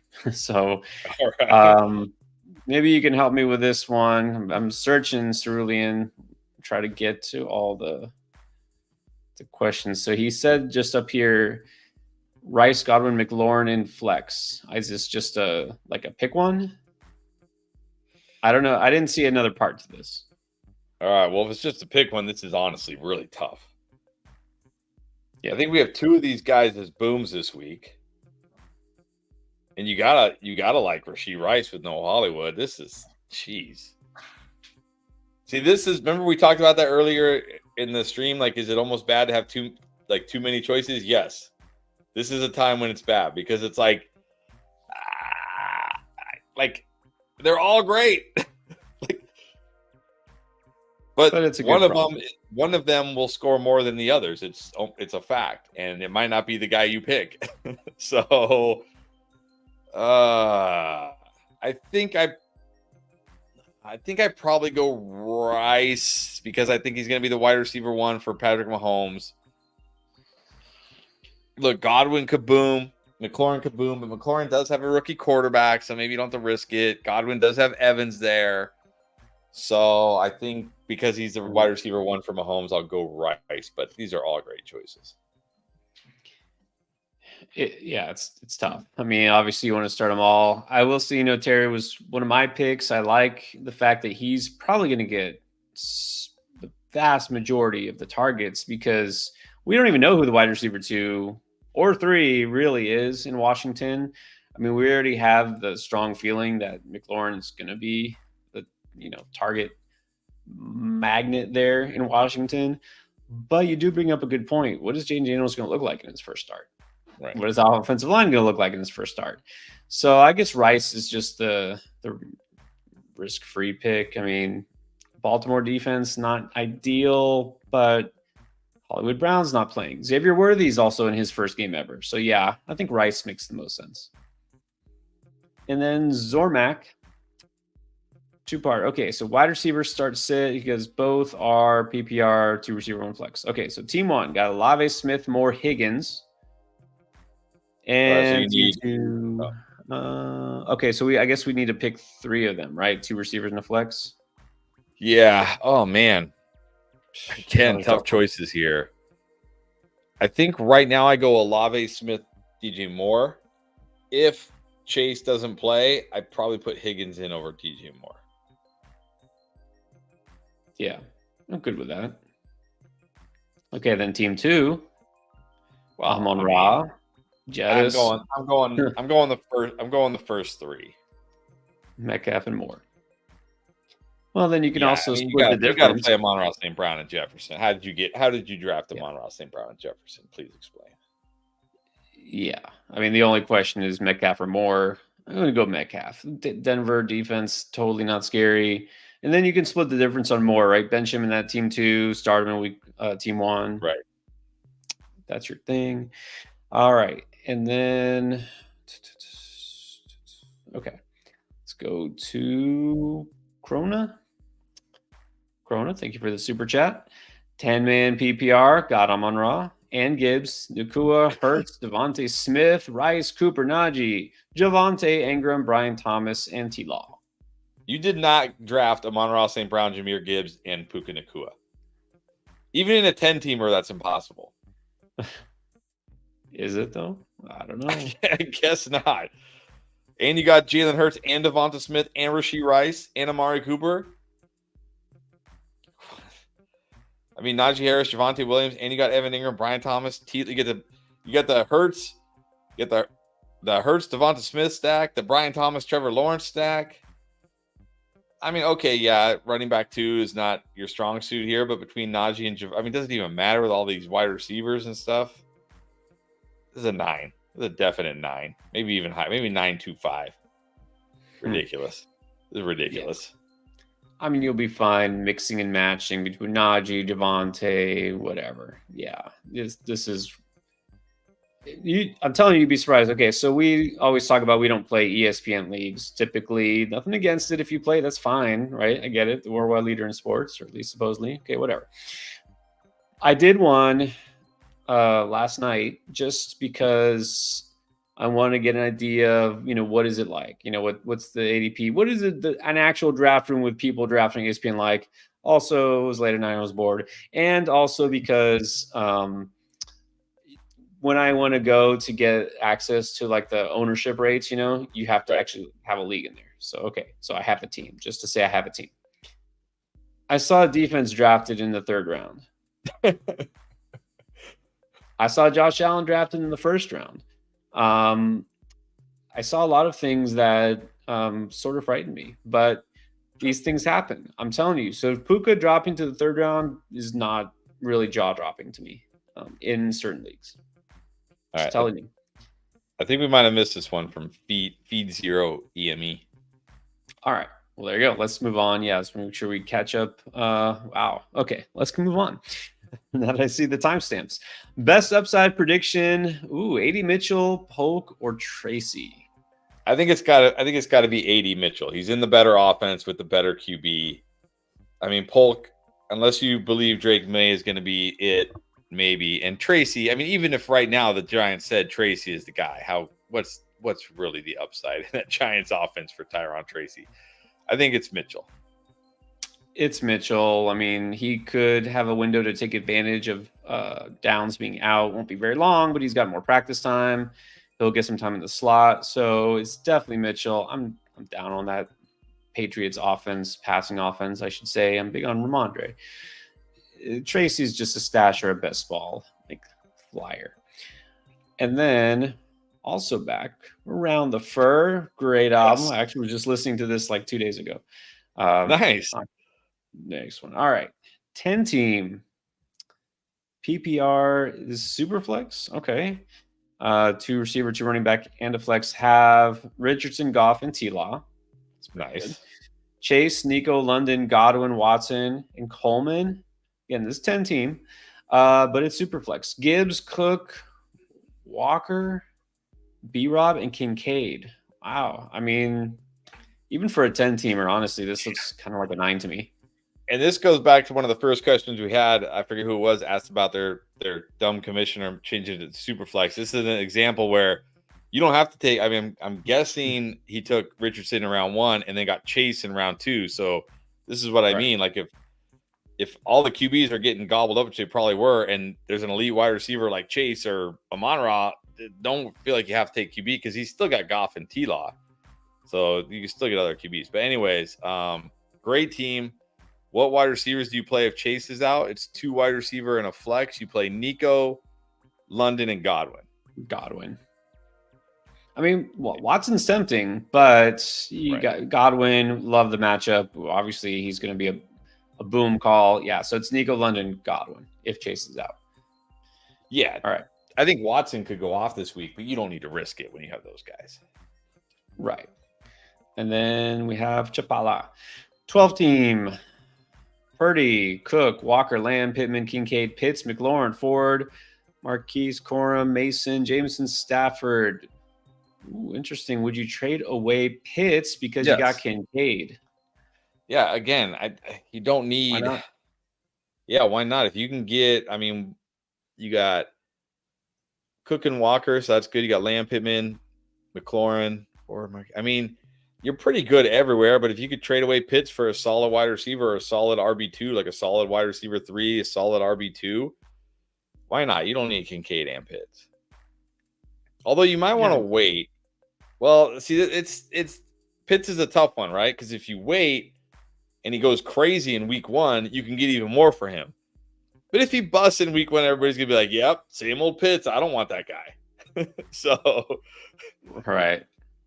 Well, what I always say, for the most part, unless you're talking about late round guy, value is always highest before the season starts because everybody has hopes and dreams and imagines what could be. So you can trade him now. This is still a really good team to me, like an 8-5. Yeah, trade Pitts now. And what should you look for? Look for someone who's drafting around his range. You're not going to get a stud, but you can get what? Like low end wide receiver 2, maybe kind of type. Yeah. All right. Maybe Deontay Johnson type. That might be good. But yep, definitely. But Did You Die has another question. All right. Superflex. Jaden Daniels, Baker Mayfield, Rashad White, Jerome Ford, B-Rob, Chase Brown, St. Brown, Garrett Wilson, Puka, Deontay Johnson, Coleman, Polk, Kincaid, and Hill. All right, so the first thing that jumps out at me in Superflex is I would have wanted a third QB. Again, like I was saying earlier, I mean, especially here because you don't even have, like, I believe Jaden Daniels could be that guy this year, but we don't know if he's going to be that guy. So this is definitely a team where I would have liked, say, Jaden Daniels, Baker Mayfield, and like I said, like a Geno Smith, somebody else like that. So at least you have like 3 starters. Rashad White, Jerome Ford, that's Brian Robinson, Chase Brown. I think that's good. Your wide receivers are ridiculous. I mean, you obviously punted QB. I mean, St. Brown, Garrett Wilson, Puka, Deontay Johnson. That's pretty ridiculous. Kincaid at tight end is great, but yeah, I would have liked one more later. Like if you're gonna punt QB in Superflex, it's okay, but then you need to kind of like, it's like going 0 RB, right? You can't go 0 RB and then just draft like 2 decent running backs and be like, I'm fine. It's like, no, you need to draft. You know what I mean? You need some depth. So I would have liked at least one more, like I said, like a Geno Smith, somebody in that type of range. Yeah, I mean, you just want a third quarterback, even if it's Derek Carr, Bryce Young, preferably not Jacoby Brissett, but somebody startable. And I would say, looking around, like, look at this RB room. Like, oh, this is fine considering your wide receivers, but the quarterbacks probably could be a little bit better in Superflex. So, yep, it's got potential. Look, if JD is huge this year, then maybe it all goes away. It doesn't matter. I mean, love your receiver room, but yeah, I was hoping for a little more upside at quarterback. It's more like a 7-5 to me. All right, and we got Vat Coutinho. with a super chat. Thank you. 12-team half PPR auction. Lamar, Saquon, Swift. Why is he quotes? Yeah, I'm like, Swift, Najee, Lloyd, Wright, Chase, Tank, Jacoby, Hollywood, Dobbs, Marvin. Is that Marvin Mims Jr.? Am I saying that right? I Bowers and think so. Musgrave. All right. What do you think?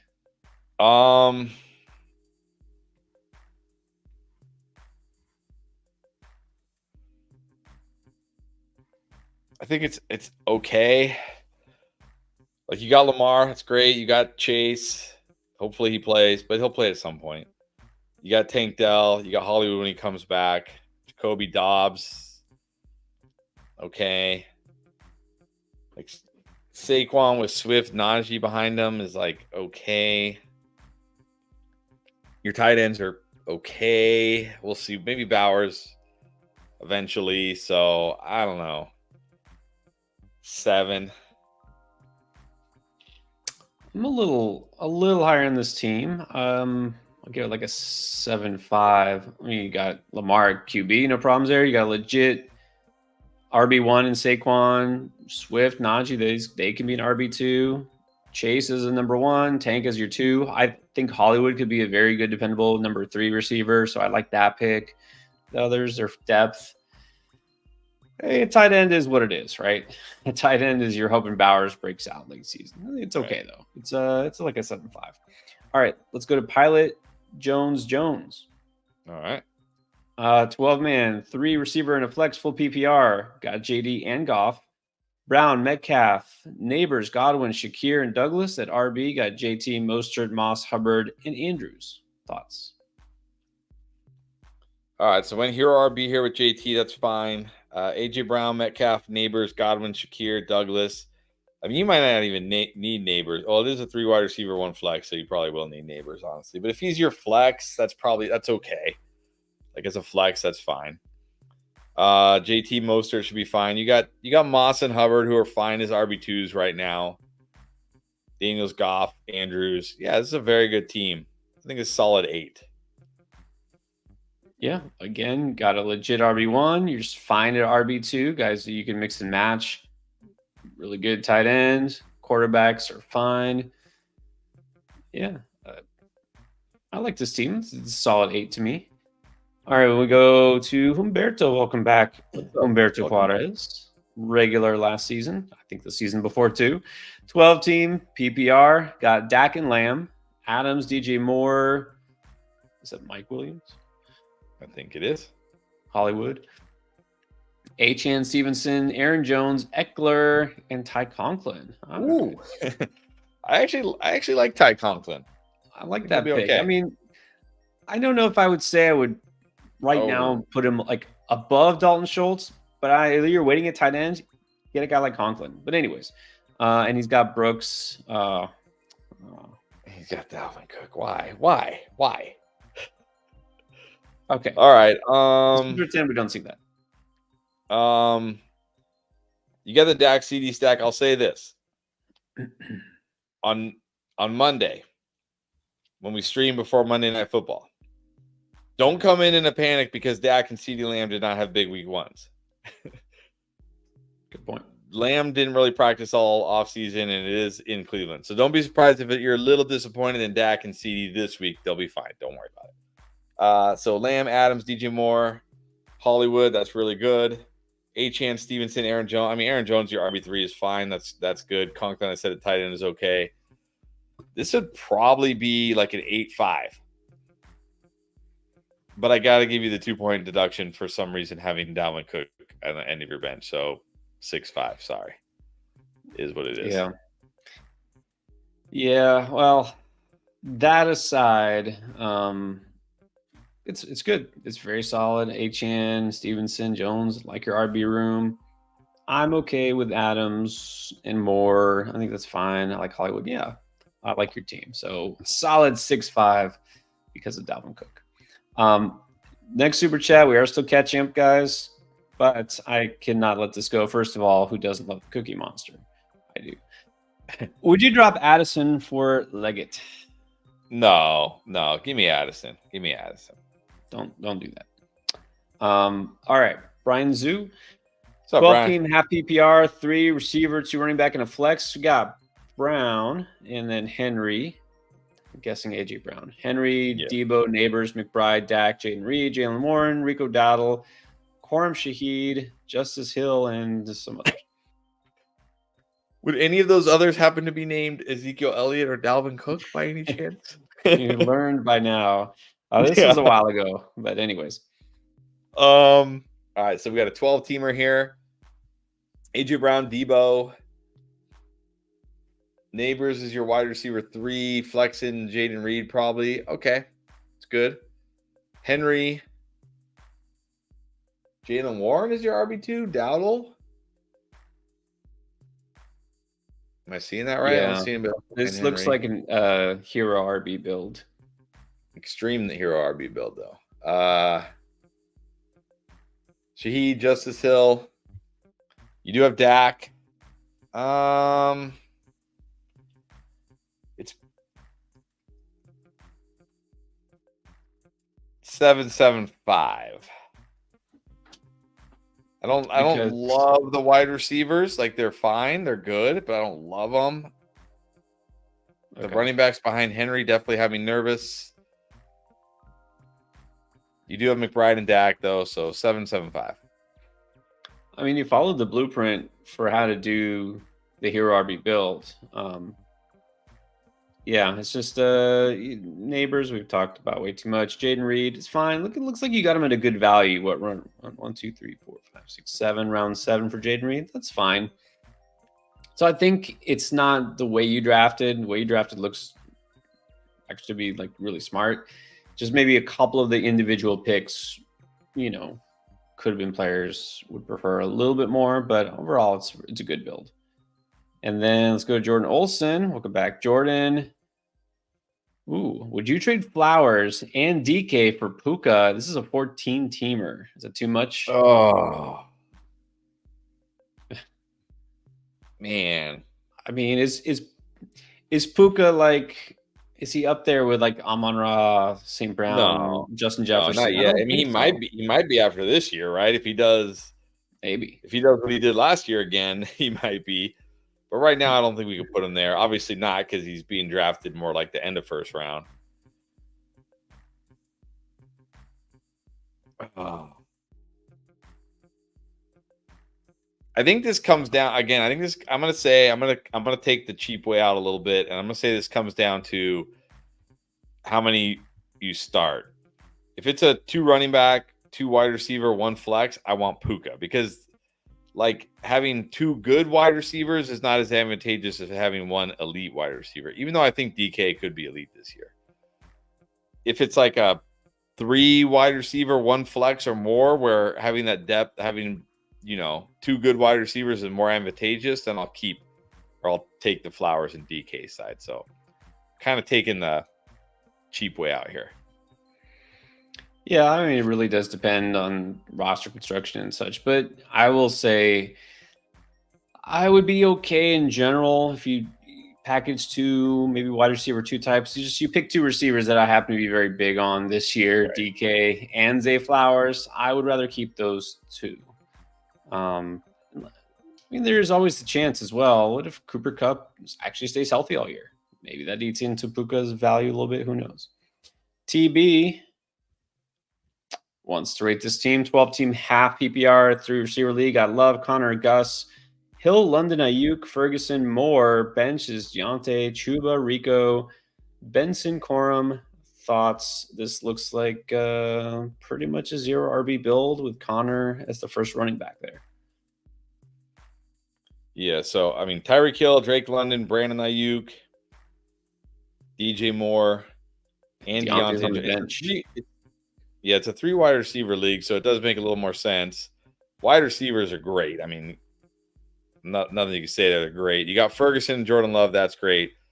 I think Connor's fine as your RB1 in a 0 RB build. Not that I think Connor's going to be an RB1 this year, but he's fine. You got Gus. You got Chuba, who's probably going to be the starter early on. You got Dowdle.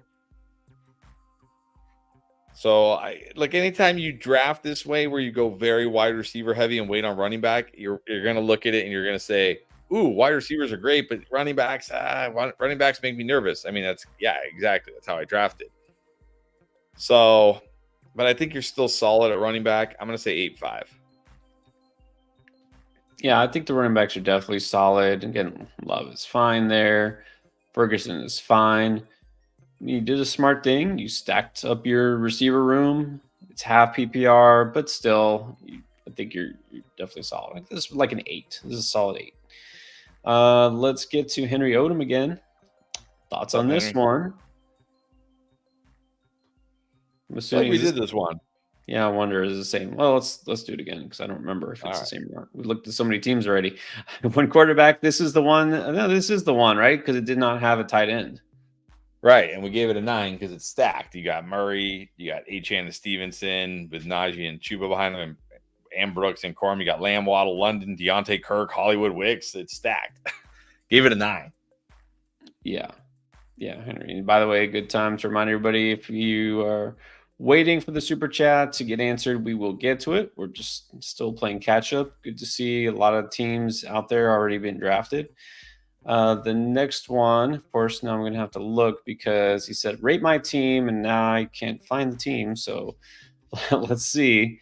It is NTY. So we'll look for it. And TY says, rate my team. So I will look for the team. Chris, if you see that team, let me know. I'll look. Again, I say it every year, but I wish this thing had a search. Like I wish we could search the comments. Yeah. Oh, here it is. So it looks like he dropped a second super chat, which was unnecessary, but thank you. Here's the team. Appreciate it. 10-team PPR. All right. Love. A lot of Jordan Love truthers here. St. Brown, Nico, Debo, Mostert, Cook, Ferguson on the benches, Pollard, Connor, Dowdle, Mason, Josh Palmer, Watson. I'm guessing Curtis Samuel because you already said Debo. Okay. Jordan Love, even in a 10-teamer, I'm fine with him as my QB1, of course. St. Brown, Nico, Debo, that's very good at wide receiver. James Cook, Mostert, fine at running back. Ferguson, good at tight end. Pollard, Connor. I mean, you got Pollard, Connor, Dowdle on the bench, Mason, Josh Palmer. I assume Christian Watson, Curtis Samuel. It's a good team. It is a 10-teamer, so you kind of have to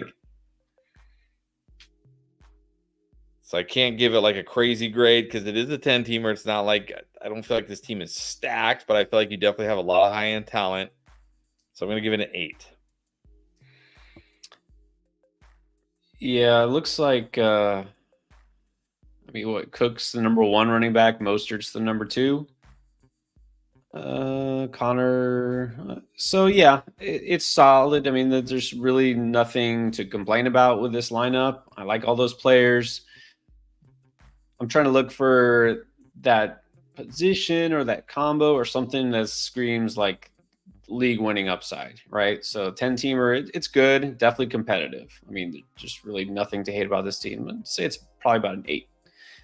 And then our guy, Rise, always here, Rise above anything, wants to know, Rice or Waddle at the flex? Dell or Waddle at the flex? Well, I'm saying Waddle for both, but I'll say this. If you're like, hey, I don't want, because what happens if Waddle has a bad game? He's going to ruin both your team. I assume this is 2 different teams. Yeah. So I might go Rice in the first league because I think Rice should be good this week. I mean, again, no Hollywood, Xavier Worthy making his first ever start. You got to think Rice is going to see a pretty decent target share in this game. And I don't care. It's the Ravens defense. He's got Patrick Mahomes.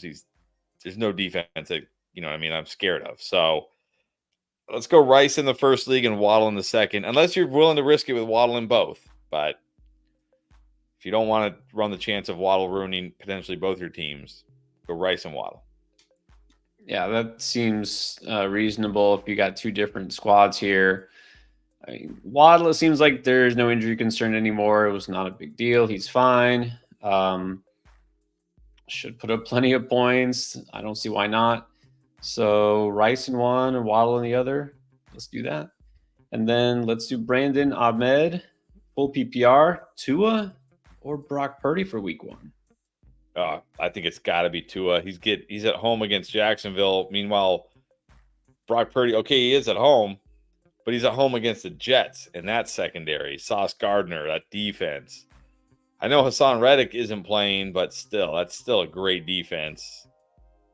I think you got to go Tua this week. Yes, definitely Tua based on the matchup. Again, they should put up plenty of points. Got to be concerned about Brock, but not just the matchup, not in and of itself, but maybe a lot of people haven't heard Trent Williams. I mean, Yes. Ayuk's there. Ayuk's fine. Okay.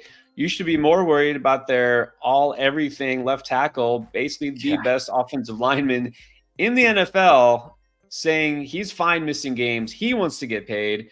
Yeah, by the way, Niners fans, sorry, Clayton and others, you're going to have some issues next year when everybody's still wanting to get paid. They can't pay everybody. But yeah, I'm definitely not starting Brock in a single quarterback league this week if I can help it. It's easily Tua. Now, Achane, Jerome Ford, or Scary Terry to flex?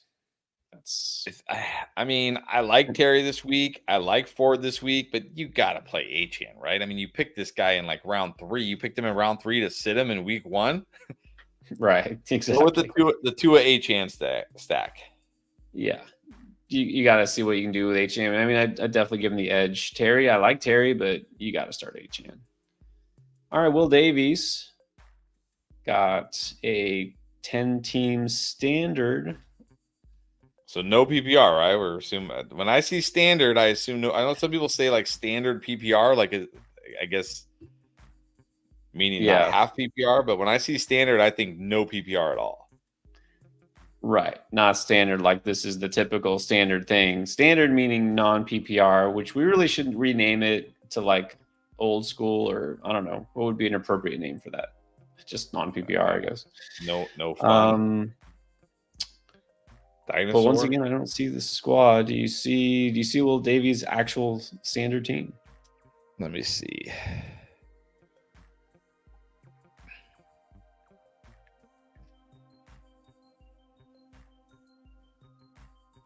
All right, we're gonna look for it, Will. If you posted it, then we will find it. If you posted it, if you didn't, then we will not. We'll see. That's just how that works. We'll look for it, Will. Let's get to move on while we're searching. Scrolling, Jordan Olson got a 14-teamer, full PPR. AR, Etienne, Ford, Amon-Ra, DK, Ferguson, Flowers, and then there's the bench. Okay, well, we already answered that trade question. DK and Flowers for Puka, probably not. What do you think about this? Yeah, again, I mean, I think this is a really good team for a 14-teamer, by the way. Yeah. And again, it comes down to what you're starting. So it looks like you're starting 2 wide receivers and a flex. So, I mean, so you're going to be going from DK Flowers to Puka Sutton. And I probably just keep DK and Flowers. Yeah, and also I think since it is a deeper league, 14, having that depth makes a little bit more of a difference. So you're getting that one. Like if you're in a 10 or 8 teamer, just go for pure star power, right? That quality. But quantity does matter a little bit in a deeper league. All right, Jesus, welcome back. Jesus Sosa is in a 10-teamer. Full PPR got Kyler, JT, K9, Javonte, Chase Brown, Chuba, and Corum. Waddle, Harrison, Devontae Smith, Garrett Wilson, Thomas, and Worthy, and then Ferguson. All right, so 10-teamer. I mean, Kyler Murray, that's great. JT, Walker, Javonte, Chase Brown, Chuba, Corum. Man, I'm gonna have to really apologize to everybody if Javonte busts this year. I see we got a lot of Javonte teams. Please don't bust Javonte. Waddle, Marvin Harrison, Devonta Smith, Garrett Wilson. I mean, that's fantastic. A wide receiver like Garrett Wilson, Devonta Smith, Marvin Harrison, and Waddle. And you got JT, and you got Ferguson. Yeah, even in a 10-teamer, this is a 9. Well done. Yeah, even in a shallower league, really good across the board, basically. So I'll give it a 9 too. Michael Amato with another 12-team full PPR, 3 receiver flex. Dak Stafford, Zamir, Chase Brown, Dowdle, Zeke, Khalil Herbert, Jordan Mason, Puka Harrison, Devontae Smith, Waddle, Keon Coleman, Demarcus Robinson, Tolbert, Freiermuth, and Likely. It's got some different players on it. Yeah, some names we haven't heard before. Sadly, the 1-point deduction for Zeke. Dak Stafford, okay. Zamir White, Chase Brown, Dowdle, Khalil Herbert. Yeah, running backs, a little nervous there. But you did get Puka, Marvin Harrison, Devonta Smith, Waddle. So wide receivers are pretty good. I probably would have, instead of like, even though I liked Marcus Robinson, and even though Tolbert maybe has some upside this year, we'll see. Probably would have liked a couple more like handcuff running backs there, like, because I mean, with Puka, Marvin Harrison, Devonta Smith, Waddle, like, you're pretty good at wide receiver. So Freiermuth Likely. Okay, why is Likely being drafted so much this year? Because he was good at the end of last year when Andrews was out, and now people think they're going to run like 2 tight end sets. Well, there's been buzz or whatever that he's going to be involved anyways, and he's looking really great in camp and all this. I mean, they don't really have a deep receiver room, but exactly. True. If Andrews is out there, how many targets is he really getting? Yeah. But still, it's a 12-team league. You're mostly good. I mean, running backs definitely could be an issue here, but wide receivers are great. QB great.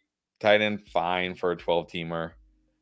7.75.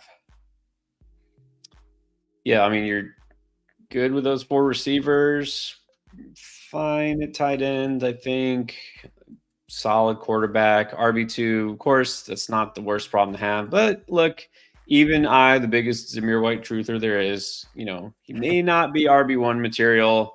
We'll see. So the running backs are risky. Let's give it a 7.5. All right, and then we got Chuck Weeze, 10-teamer, 4th pick. Went Lamar, St. Brown, Nico, Devontae, Watson, Lockett, Pacheco, Demont, Mostert, Pollard, Ford, Ferguson.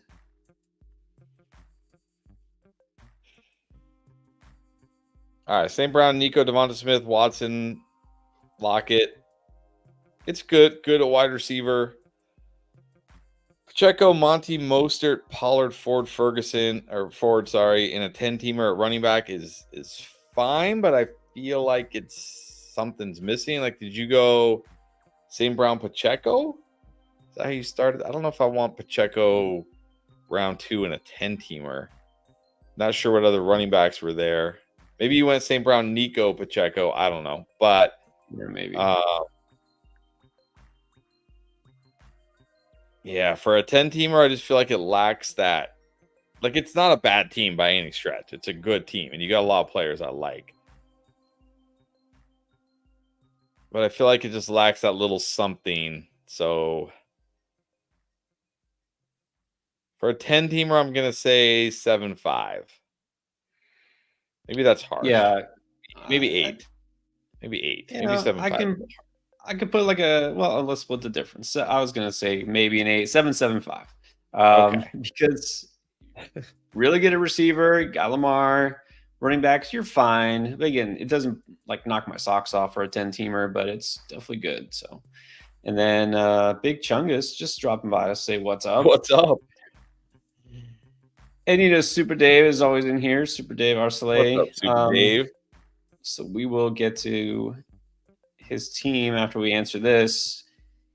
Wants to know 80 Mitchell or Downs. Who you in on, I guess, right now?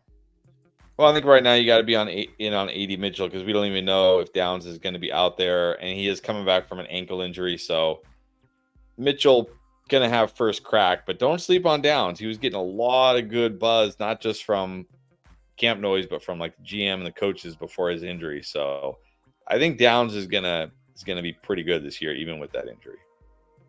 So I actually see now I'm going back to find his team. He wants to know, would you drop Downs to get 80 Mitchell? I think you can do that now. Yeah, because again, I really don't think Downs is going to play week 1. So if you pick up 80 Mitchell and he doesn't do anything and Downs comes back, you can just pick Downs up again. Right. No one's scooping him up after week 1 because he's not playing. So why not? Okay, well, let's look at this team. 12 team PPR start, 3 receiver, 2 running back, 2 flex. You got AR, Achane, and Singletary. Lamb,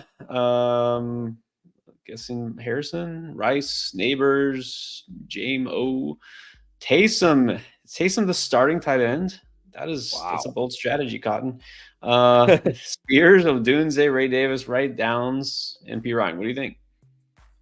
I mean, this is definitely a league that really would like hero RB or zero RB because it's a 3 wide receiver and 2 flex full PPR. But now, I mean, you're flexing like, okay, Neighbors as a flex is fine. I mean, I guess Jamison Williams as a second flex is fine. We'll see. Maybe Romo Dunze will actually be your second flex at some point because I feel like Romo Dunze is going to surprise a lot of people. I think he could be good right out of the gate. So you kind of like me, like, okay, Singletary, nothing better. He's getting touches. Okay, fine, I'll take Singletary. But you do have Spears. So this is a tough league. I mean, a 12-team PPR, 3 wide receiver, 2 flex league is a tough draft for sure. But yeah, I mean, Taysom is your tight end. I guess Singletary could do, but 12-teamer is better as your RB3, isn't he? Even if you waited. But like I say, okay, you waited. If you waited that long for RB2, your receivers should be probably better, or at least have a tight end, who's like a tight end. So for me, and the bench is kind of just very, has a very much a like scratch off feel, it's like a lot of tickets there. So this for me, honestly, like 7. Which maybe this is the same league. By the way, you're gonna appreciate this. You're gonna love this. It says somebody picked up Dalvin Cook and put him on the trade block. That is always my favorite when somebody grabs somebody off waiver wire and then puts them on the trade block. Yes. We all saw you just pick him up off the waiver wire. What do you think we're offering you? Right. Like, what do you think you're gonna get? You're gonna fleece us? This is true. Name value. Yes. All right, but let's go to. We got some collusion here. Collusion 65. Kyler Murray, Justin Jefferson, Devontae Smith, Jacobs, Pacheco, flexing Zay, a defense. Wow. Caleb Williams on the bench, Khalil Herbert's on the bench, Jalen Warren, Keon Coleman, Bowers, Dotson. It's a very young bench. Okay, so it's a 12-man league. I thought for sure it's going to be a 10-teamer. You got Justin Jefferson, Devonta Smith, Jacobs, Pacheco, Zay Flowers with Kyler Murray, with Kyle Pitts. Yeah, okay, bench isn't fantastic. It's okay. Starting lineup is a 9. In a 12-teamer, starting lineup's a 9. Bench is like a 7. Yeah, maybe a 6. I was going to say 6. So that's 15, so 7-5. But, I mean, look. Yeah. Starting lineup is great. Bench, we'll see. Yeah, like you can drop some of those players as the season goes on. I think Bowers is actually a smart stash there with Pitts because you got both guys with a lot of upside, but also risk, so that's fine. Khalil Herbert, I don't think needs to be rostered in the league right now, but whatever. But yeah, very good starting lineup. Okay, what about Devontae Blackstock? 1 quarterback, 2 running back, 2 receiver, 2 flex, a kicker, and a defense who we will conveniently ignore. We got Mahomes, Achane, Jacobs, Lamb, Nico Schultz, Amari Cooper, Aaron Jones, Pollard, Worthy, Javonte, Curtis Samuel, and Tua. All right. Overall, it's a pretty good team. I mean, Achane, Jacobs at running back is good. Lamb, Nico, Amari Cooper at wide receiver is good. Aaron Jones is your RB3. You got Pollard, Xavier Worthy, Javonte Williams, Curtis Samuel on the bench. I mean, it's a very, very good team. I will say maybe try to trade Tua. If you see if you can get something, maybe get like a wide receiver, somebody who is stuck with like, I don't know, Geno Smith or Aaron Rodgers as their QB. See what you can do with Tua. But overall, I think this is a very good team. I mean, this is 12 team. Did he say 12 team? I assume 12 team. Doesn't say. I'm gonna assume 12 team. Doesn't feel like a 10 team draft, right? I mean, you went Lamb, probably Achan or Nico as your 2, so it's not like you have like some crazy, like not like you have 3 first and second rounders on your team. So this is a good team if it's a 12 teamer. 875. 875. Very good across the board.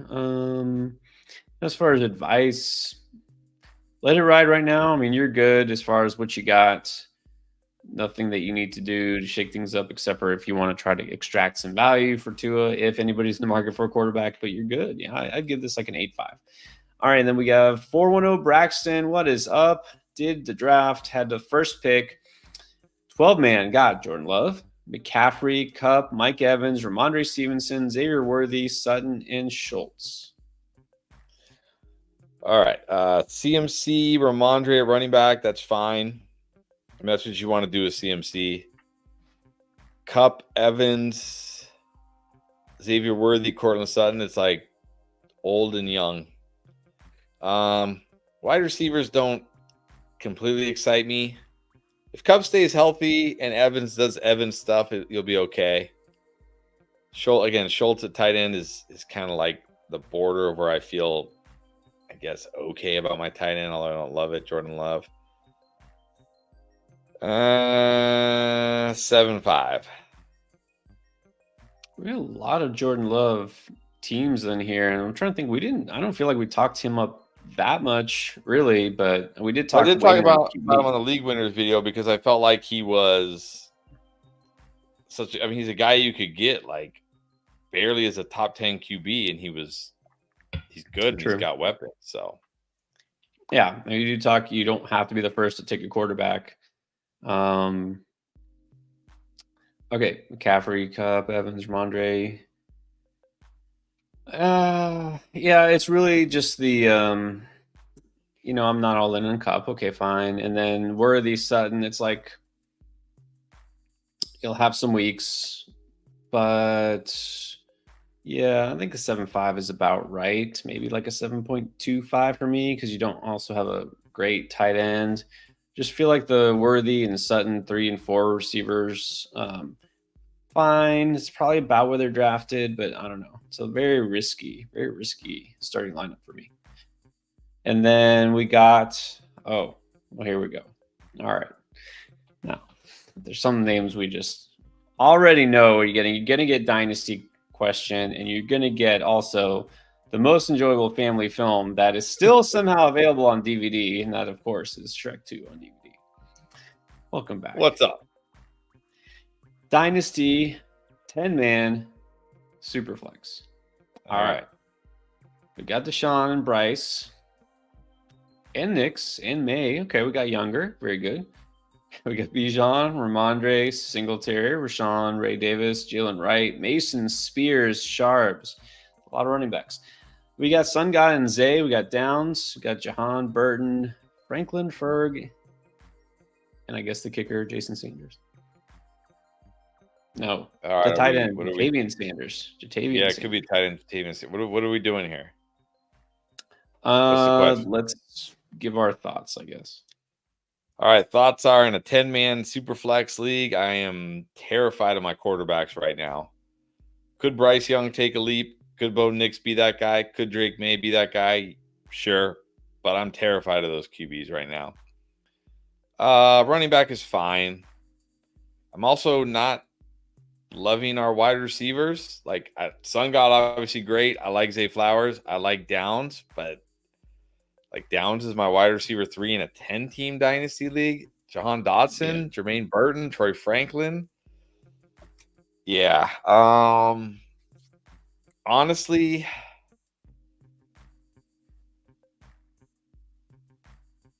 like unless Deshaun Watson becomes the guy we saw in Houston and then one of Young, Nix, or May, breaks out this year, I don't see how this team is contending in a 10-team Dynasty league. So I'm probably looking to try to trade, like, maybe not right now, or maybe right now, but like a guy like Singletary, who may have value for a contending team. Maybe even Ramondre. Like, if Ramondre is playing well this year and one of the top teams loses a running back, go get a first for next year, or go get a rookie wide receiver. Yeah, for a 10-teamer, those quarterbacks and wide receivers don't feel good enough. Well, I mean, it might sting to hear this, but I think this team might benefit from just a full rebuild and really go all in for next year. I would start with, look, it's a super flex league, trade Deshaun Watson and see if you can package him, get a first round picks, try to get as many first round picks as you possibly can. You're in with those young quarterbacks, Bo Nix, Drake May. They're not helping you that much this year anyways. Bryce Young, you got 3 young quarterbacks. Trade Deshaun Watson, get what you can from him. Trade Ramondre, get what you can from him. Running back who got a lot of mileage already, old for an NFL running back. That's what, yeah, I think you're just probably better off doing that. Just invest for next year. Make this a rebuilding year just throughout the season, here and there. Get draft picks. Young players. Yeah. Maximus. 10-team PPR. Lamar Jackson, Etienne and Walker, Najee and Moss. Got Hill, Olave Pickens, Keenan, D-Hop, Marquise Brown, 80, Mitchell, and Shaheed. Thoughts? 10-team PPR. All right, you got an elite QB. Etienne Walker, great at running back. Najee Moss behind him, fine. Tyreek, Olave, Pickens. Hollywood, good at wide receiver. Keenan, D-Hop. All right, we'll see. I don't see a tight end. Maybe no tight end league. Again, it's a 10-teamer, so even though I like a lot of this team, I think this team is really good. It is a 10-teamer. Still a very good team. 8-5. I'm almost surprised you went that high because there's D-Hop and Keenan Allen. But, yeah, I agree. It's a very good team across the board, pretty much. And Humberto was, yes, talking about the -2. It was the last pick. I guess you never know completely. Yeah, don't take it personal. It's just in good fun. But look, Dalvin Cook, I mean, let's not forget Dalvin Cook could not beat out Breece Hall, who was like far less than 100% early in the year last year, coming off of ACL. Like literally, Robert Saleh was like, Breece Hall is averaging 2 yards a carry coming off ACL, but we still want him touching the ball more than Dalvin Cook. Maybe though, you never know. Yeah, he's definitely cooked. I would say that. And Super Dave, wanted acknowledgement. Let's acknowledge him one more time here.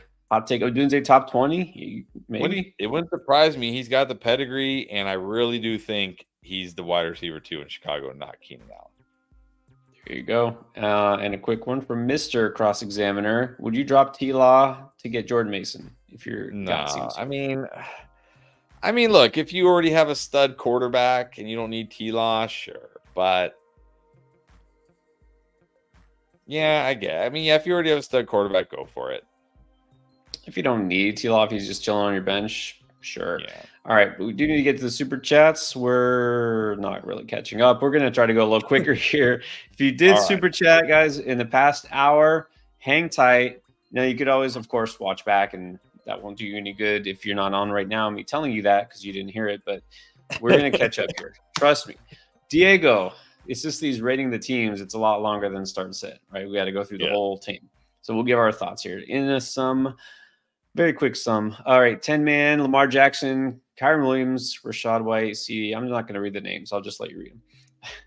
Yeah, okay. Kyron, Rashad White at running back, fine. CD, Marvin Harrison, Rashee Rice at wide receivers, great. Evan Ingram's great. Chubb, Brooks. Oh, wow.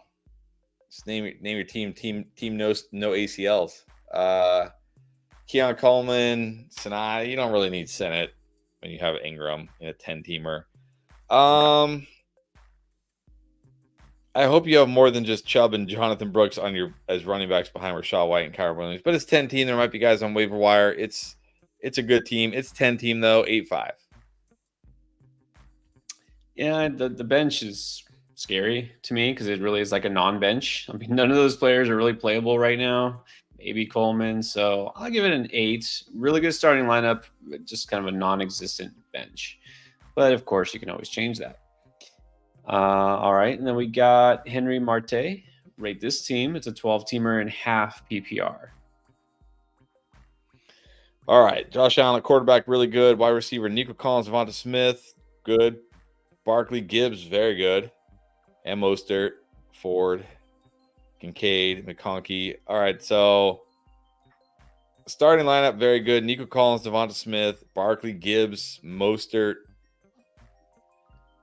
Ford. Wide receivers like McConkey, Brian Thomas could be an issue early. I assume you only have to start 2 wide receivers, though, by the way you listed them. And you have Kincaid. Yeah, definitely. I don't know. I think it's good. I give it an 8. I mean, it doesn't have maybe a clear number 1 alpha, right, receiver, because Nico and Devontae Smith are like just barely below that. But you have 2 stud running backs. I think this team is very, very top heavy. I like the Allen Kincaid combo. I want to give this one more like an 8.75. I like the starting line. The bench is thin, but we don't know what et cetera is. So Justin O'Grady with another one. 12-teamer. Love Hall, Zamir White, Marv, Nico, Jason Kincaid, and then the bench. All right. Brees Hall, Zamir White, good. Marvin Harrison, Nico, JSN.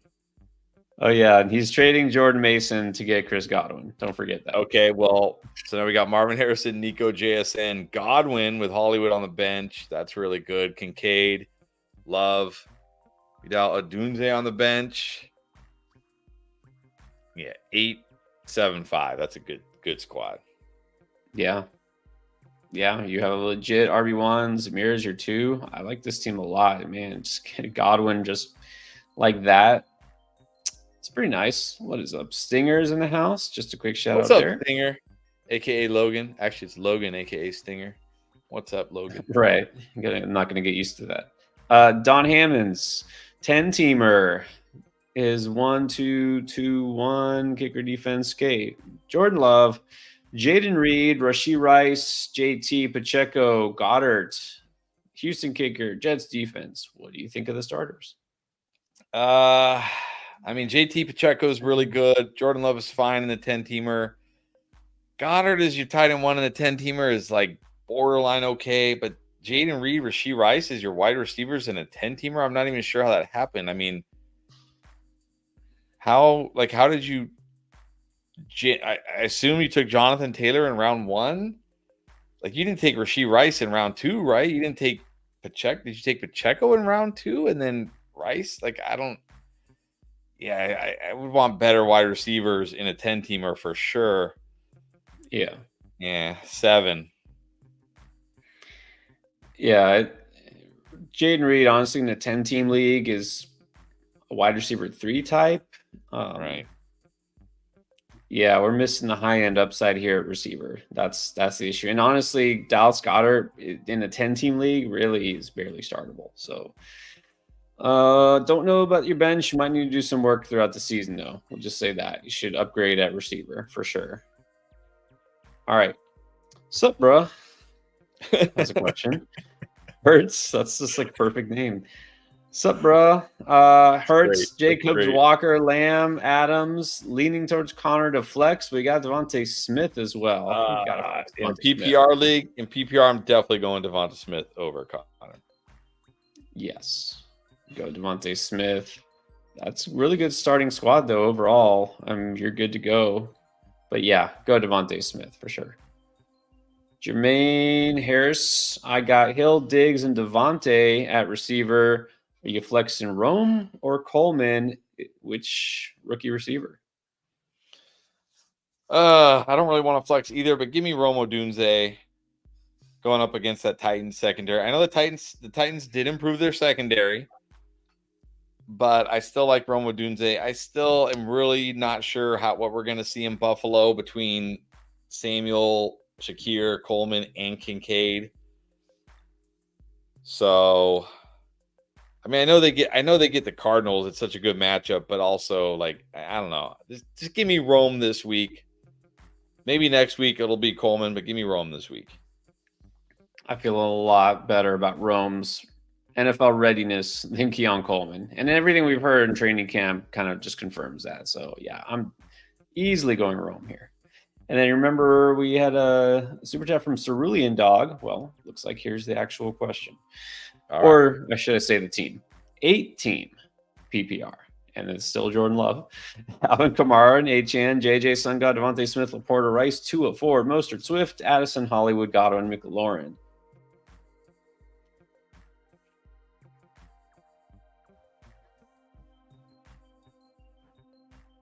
I mean, JJ Sungod is great, obviously, even an 8-teamer. I mean, those guys should both, even an 8-teamer, they should both be first rounders. Smith, Rice, I mean, your wide receivers are great. You got Laporta. Jordan Love, probably the border, like the last one of the last QBs I'd want an 8-teamer, but he's still fine. You got Achane. I guess Kamara's your RB2 and an 8-teamer is okay. I feel like he could have maybe gotten a little bit better of an RB2 than Kamara, but he's fine. Ford, Mostert, Swift, Hollywood, Godwin, McLaurin. Yeah, I mean, your wide receivers are stacked here. Wide receivers. I would almost say, like, in an 18 league, you probably don't need Jefferson, Sungod, Devonta Smith, Rice, Hollywood, Godwin, Terry McLaurin, and Addison all on this. Like, are you like how like can you start 6 wide receivers? Like, trade a package some wide receiver. What, McLaurin, Godwin?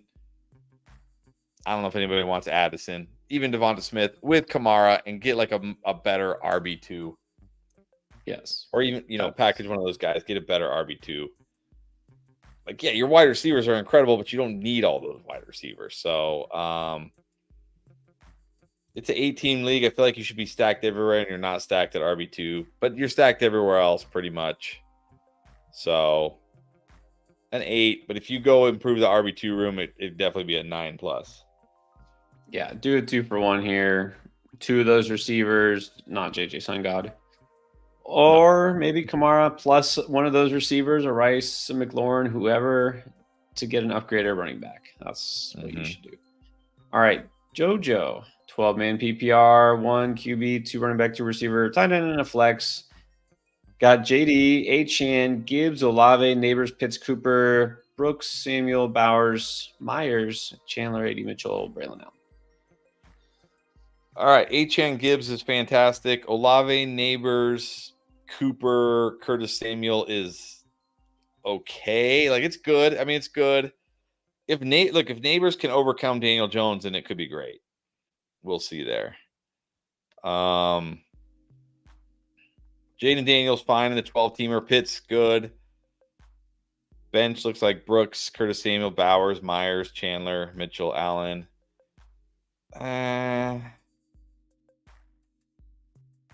7.75. If Neighbors ends up being great, this is going to probably be closer to a 9. But right now, 7.75. This is like the all dice roll team. It's like let's see, Achane, Neighbors, Pitts, like all of this. Take it all, bet it all on whatever Vegas metaphor I could use. Yeah. Jaden Daniels, I mean, who knows? You have a ton of upside and a ton of risk. Like, there is no floor basically here, but the ceiling is unlimited. So I'm not even sure how to rate this. Let's just put it like a 7.5. Pedro, welcome back. Pedro Nevarez, long-time viewer. 10 PPR. Right. I think 10-team non-PPR. Would you flex Najee, B-Rob, Moss, or Flowers? I can't do. I know Flowers could score, but man, he doesn't score. What is he getting you in non-PPR? Like, very little.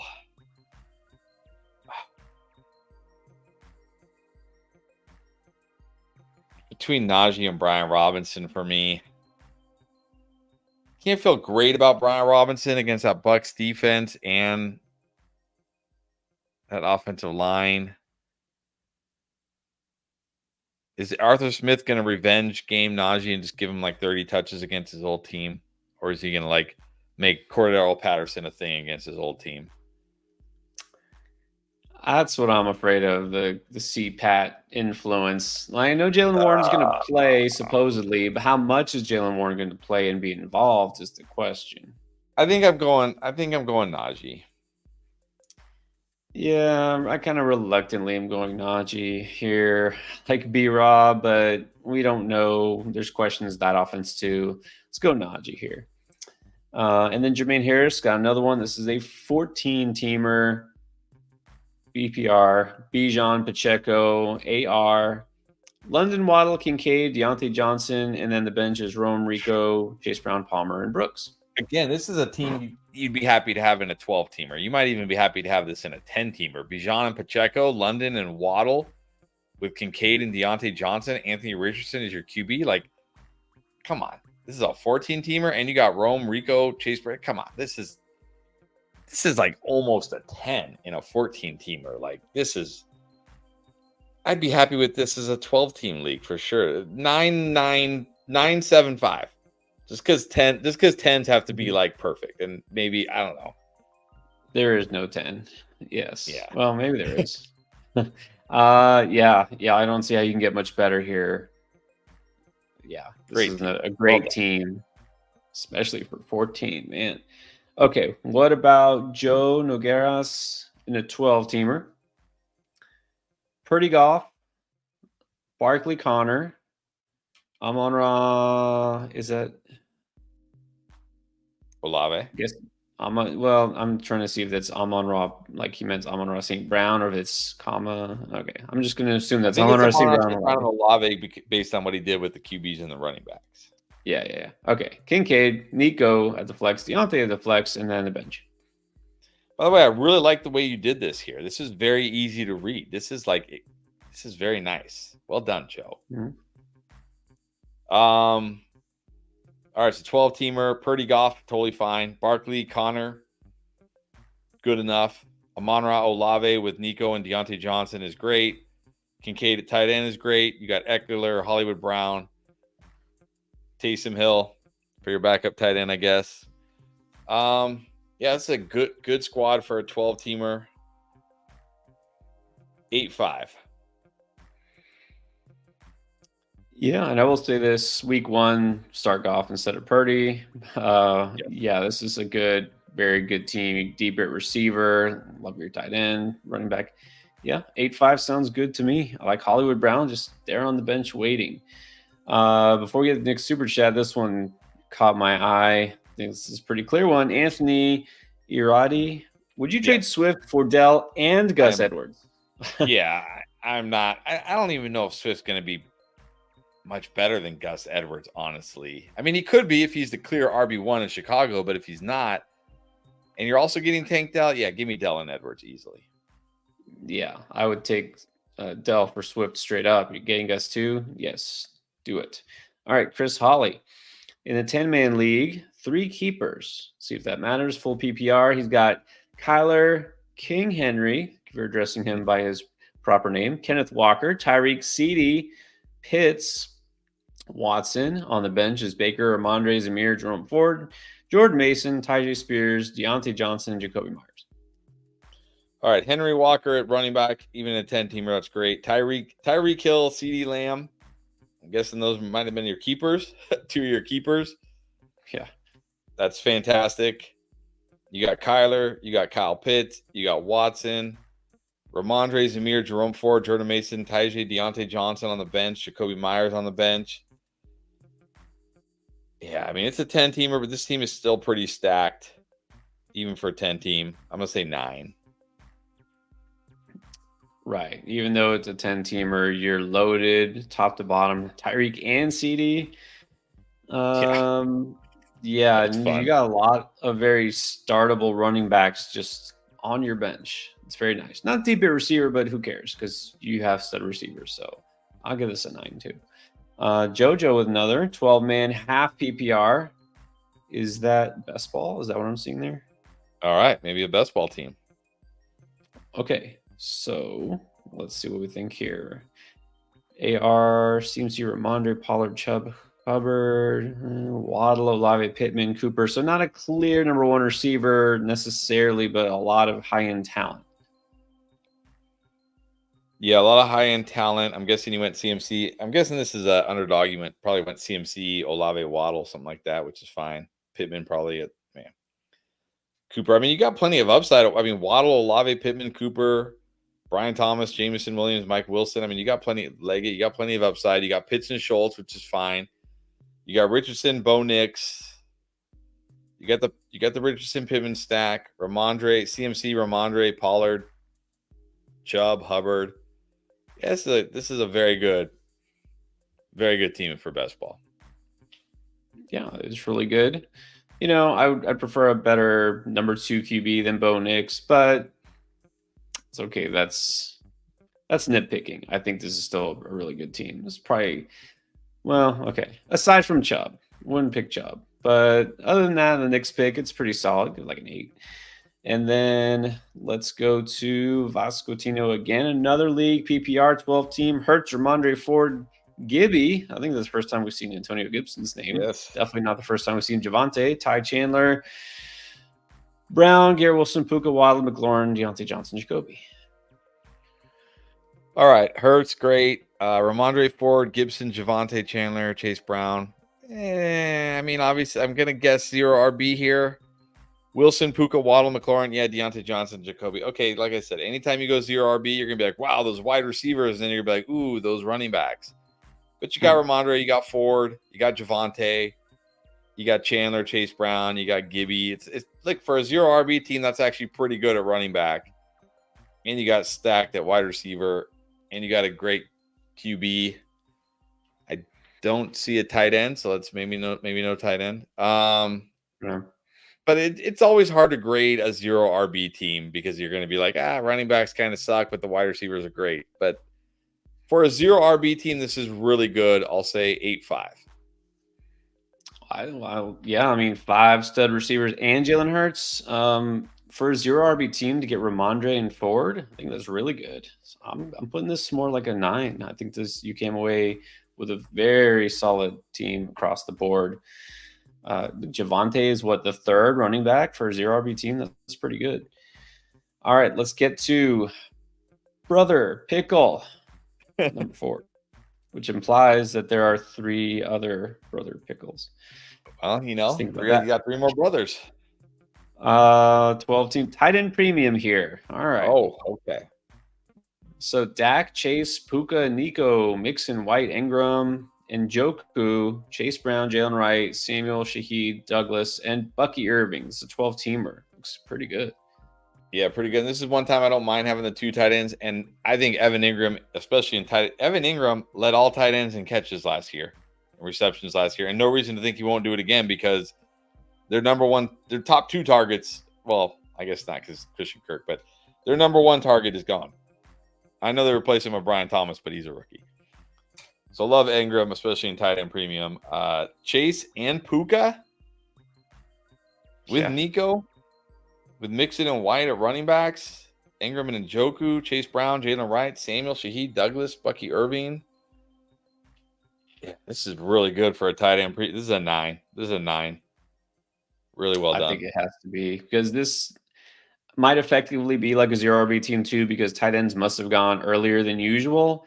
You got Puka, Nico, Chase, Mixon is fine since you waited, but you got 2 really good tight ends who can help you a lot. Yeah, I think that's 9 also. Well done, Brother Pickle. All right, Andrew. Got a 12-team full PPR. Here's the order he drafted them. Got Tyreek, Henry, Ayuk, Devontae Smith, Kenneth Walker, Rome, Jaden Reed, Zach Moss, Deontay Johnson, Jaden Daniels, Kate Otten, Shaheed. Zach Moss over Deontay Johnson, huh? Wow. Maybe running backs went early. Who knows? All right, so Tyreek, Ayuk, Devonta Smith, that's great. Henry, Ken Walker, that's great. Rome, Jaden Reed, wow. And Deontay Johnson, Zach Moss, Jaden Daniels at QB. Okay, tight end, obviously a weakness because you waited and you got Cade Otton, which he's got a great he's got a great matchup this week. We'll see. We'll see. I don't know how many times we said that last year. Remember how many times he's out there every snap, and they're like they give up like the third most points to tight ends, and then it's like Cade Otton, one target. Famous last words. Yeah, and then when you forget he exists, he scores 2 touchdowns. Exactly. But I mean, other than that, this is a great team for a 12-teamer. I can even live with. I mean, I don't even know what tight ends are on waiver wire, but yeah, this team is really good. I'm gonna say 8.75 only because of the tight end. If the tight end was better, I'd give it a 9. But it's still 8.75. Very good team. Well, I'll say for week 1, why not go with Otton, and then afterwards you can maybe pick up like a Tyler Conklin type. Who knows? All right. Very good. Yeah, it's a very good team. I agree. But Did You Die has another question. Last flex spot, Kean Coleman is in. Would you swap it out for any of Jake Ferguson, Chase Brown, Gus the Bus, or Jacoby Myers? I would. I might go Gus. I like Gus this week. Ferguson, I mean, the Browns, not only are they a great defense, but they're great against tight. I just feel like the Cowboys this week you're probably going to be disappointed with the Cowboys this week. I might go Gus. I think I'm going to go Gus. Yeah, I'm going to go Gus. Correct me if I'm wrong on 2 counts. First of all, did the RB Booms come out yet? Tomorrow. Okay. Well, then you don't have to correct me in the second one. He may be in it, but I don't remember. I think he is. Well, you know what? Watch tomorrow's video, and you'll see what I think potentially of Gus Edwards, maybe or maybe not on for week 1. So I'm going to go Gus. All right. And then we got T-Dub with a 10-teamer and half PPR. Here's the squad. Olave, Nico. Olave, Nico, Debo, Curtis Samuel, Hopkins. Okay, whatever. All right. Well, you got Olave, Nico, and Debo at least. Rashad White. Man, I'm going to assume Bijan Robinson, not Brian. Yeah, I think it's Bijan. I'm just going to steer your eyes clear of the whole second row, Chris. You're not going to be pleased. You got Zeke. You got D-Hop. You do have Jalen Wright and Curtis Samuel, though. Starting lineup is, Bijan and Rashad White, Olave, Nico, Debo, Ferguson, Burrow. Starting lineup is like a 9-5. Bench is like a 6-5. So that's a 6. That's an 8. That averages out to an 8. But does that include the deduction? Okay, then I'm sorry. We need the 1 point deduction for Zeke. Why are you drafting Zeke in a 10? Okay, the 7. 7. There you go. I forgot about the 1 point deduction. Can't forget it. All right, we'll keep going with super chats. They keep piling up. We're gonna get there, guys. Eventually. Arturo Houston, thank you and welcome. 12-team half PPR. Justin Jefferson, HN McBride, Hurts, Devontae Smith, Brian Robinson Jr., I'm guessing. Rashee Rice, Jerome Ford, Worthy Jason, Gabe Davis. Wow, our first Gabe Davis. Jefferson, Devonta Smith, Rashee Rice, Worthy JSN. I love the wide receivers. HM, Brian Robinson Jr., Ford. I think that's totally fine at running back. You got McBride, you got Hurts. This is a very good team for a 12-teamer. Even with Gabe Davis, this is still a very good team. A lot of upside here. A lot of guys I really like. This is a 9. I love it. Even with Gabe Davis. No deductions for Gabe.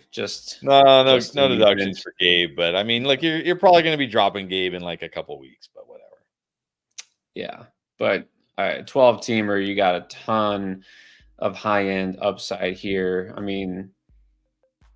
It looks like he's putting this in the order that he got these players, right? You got what? Devontae Smith in round 5, maybe. That's pretty good.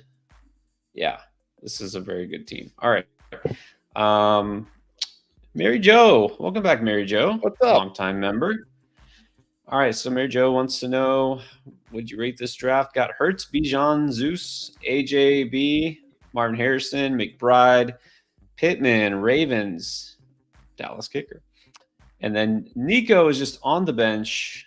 This doesn't say this is a 10 team or is this a 12 team? I want to say, because I know she gave us our team a lot last year. She has I wanna okay. say she She has plays. she Isn't has she like in Bijan a 10 teamer? Robinson. It's either 10 or she got Bijan Robinson, AJ Brown, and Marvin Harrison Jr. It's either 8 or 10 for sure. For sure. Well, I'm sorry. Like I totally wasted our time because she actually said it is a 8-teamer. That's what I thought. I remember she played in a shallow league. Okay, so an 8-teamer, PPR. All right. All right. Yeah, I mean, you got AJ Brown, Marvin Harrison Jr., Pittman, Nico just chilling on the bench because why not? Worthy. You got Bijan, Zamir White, Brian Robinson, Connor, Gus Edwards, Zach Moss. I mean, it's an 8-team league. Like, it's very hard. Like, I mean, I almost feel like in an 18 league, even though I like Zamir White, you should probably have a better RB2 than Zamir White. But I mean, the rest of the team is absolutely stacked. It's 8-5 because I don't know how to rate an 18 league. Yeah, I think that's fair. Yeah, I mean, how do you make this team better necessarily? It's good. It's really good. There's no pick here. I would say, nah, that doesn't belong on a team. You might mix match. Who knows about Zach Moss? Is he going to be 8-team worthy? Down the stretch, we'll see. But for right now, I think you're good. Very good. All right, Mr. Major 27. Oh, well done. I don't know if I would have figured that out. I'm pretty sure that's what it is. 12-team PPR got Josh AR. Wait, what? Oh, Josh A. I see. Space. RBs. Okay. Ramondre and Zamir White, right? Josh Allen, and then the running backs are Ramondre and Zeus, Chase, Harrison, Pitts, Deontay, Pollard, Keon, Chase Brown, Pop, Rico, Josh Palmer. All right, so it looks like a zero RB draft where you went Chase Harrison, I'm guessing, then Josh Allen. But I still don't understand. Like, did you go Ramondre in like round 4?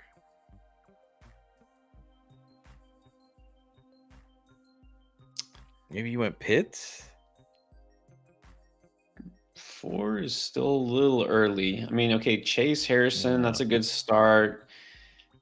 Yeah, Ramondre must have been drafted kind of early. Yeah, I mean, probably. I mean, if you're just looking at the team, like a 12-team league, and you see Chase Harrison, you see Josh Allen, you see Pitt, you see Deontay Johnson as your flex, I assume. Pollard, Keon Coleman, Chase Brown, Pop Douglas, Rico, Josh Palmer on the bench with Ramondre and Zamir White. That's fine. It's fine. I think you maybe could have drafted a little differently to made it a little bit better. I mean, I don't know. I'd have to see your draft board, of course. But I think if you just look at the team, it's fine. It's a 12-teamer. This is definitely a very strong 12-team, like 8-5. I'm going to put it a little lower just because I feel like for a 12-teamer, since the running back room doesn't pop, the bench maybe could. The bench is just very risky. A lot of sleeper action there going on the bench, which is fine, but you know what I mean? It's like I feel like, I don't know. My gut tells me I feel like there was a couple of reaches on draft day here. That's all I'm saying. But it's a very solid team. Maybe like an 8. All right, Tyler Connor, 10-team, the very rare, unique 0.7 PPR. All right. What do we think of this? Treat this like half. Yeah. All right. Lamar Pacheco, James Cook, Tyreek Hill, Mike Evans, Jake Ferguson, flex. Between Connor, Higgins. Higgins is my flex. Ridley Dow. Yeah, Higgins at flex for sure. Also, who could I get with Higgins and Connor in a trade? Trying to do like a 2-for-1 or what? Because I guess he's thinking, well, I got 2 guys on my bench. Might as well upgrade. Yeah. I mean, I know you think, well, I'm giving up somebody who could be your starting running back and a starting receiver. You're not getting a first-round pick in return. Maybe probably not even a second-round pick. No, It and has to those be guys, I mean, people aren't like super high on James Conner and T. Higgins right. right now. Well, that too, yeah. I mean, So I don't. Yeah, I don't even know. I don't know who upgrade. I mean, I think I mean, maybe like an Olave Puka, maybe. yeah, maybe an Olave probably good. Maybe a Waddle, guys like that. Maybe a Devonta Smith, DK Metcalf. People aren't like super high on them. Guys like that. Yeah, Waddle might be a good one. Yeah. We already have Hill, but still, that's okay. But yeah, I don't know if it's. I agree with you. I don't know if it's the best time to trade those Right. two to try to get an upgrade. You probably won't get what you're looking for, especially in a 10-teamer. But overall, it's a very good team. I think this is about 8.25. All right. I was gonna say 8, so that's close. All right, Elmer's got another one. This time it's a 16-man league, full PPR. Josh Allen, CeeDee Lamb, Waddle, McConkey, Curtis Samuel, Kamara, Mostert, Mason, Algier, and then Kincaid. All right, 16 team. Here we go. I mean, you got CeeDee Lamb and Waddle. Kamara, Mostert, I think in a 16 teamer is fine. You got Josh Allen, Kincaid. You got McConkey, Curtis Samuel. I mean, it's a 16 teamer. It is what it is. Jordan Mason, Algier. I mean, definitely good for a 16 teamer. Not like stacked for a 16 teamer, but definitely good. I'm going to say 8.5. I'm kind of impressed for a 16-team league that you got possibly the QB1 and his tight end, which, I've already said could be the tight end one, and you have possibly the wide receiver one in CeeDee Lamb. That's pretty good. It's running backs, but in a deeper league like this, would you rather have that one kind of hero RB type to fall back on? Or are you okay doing what he apparently did and waiting, for kind of those solid lower ends RB2 types? I mean, either way, but I'd probably prefer the hero RB. I mean, if you hit on a stud running back in a 16 teamer, that's just such a big advantage because True. How many stud running backs are there? Like 5, 6? You know what I mean?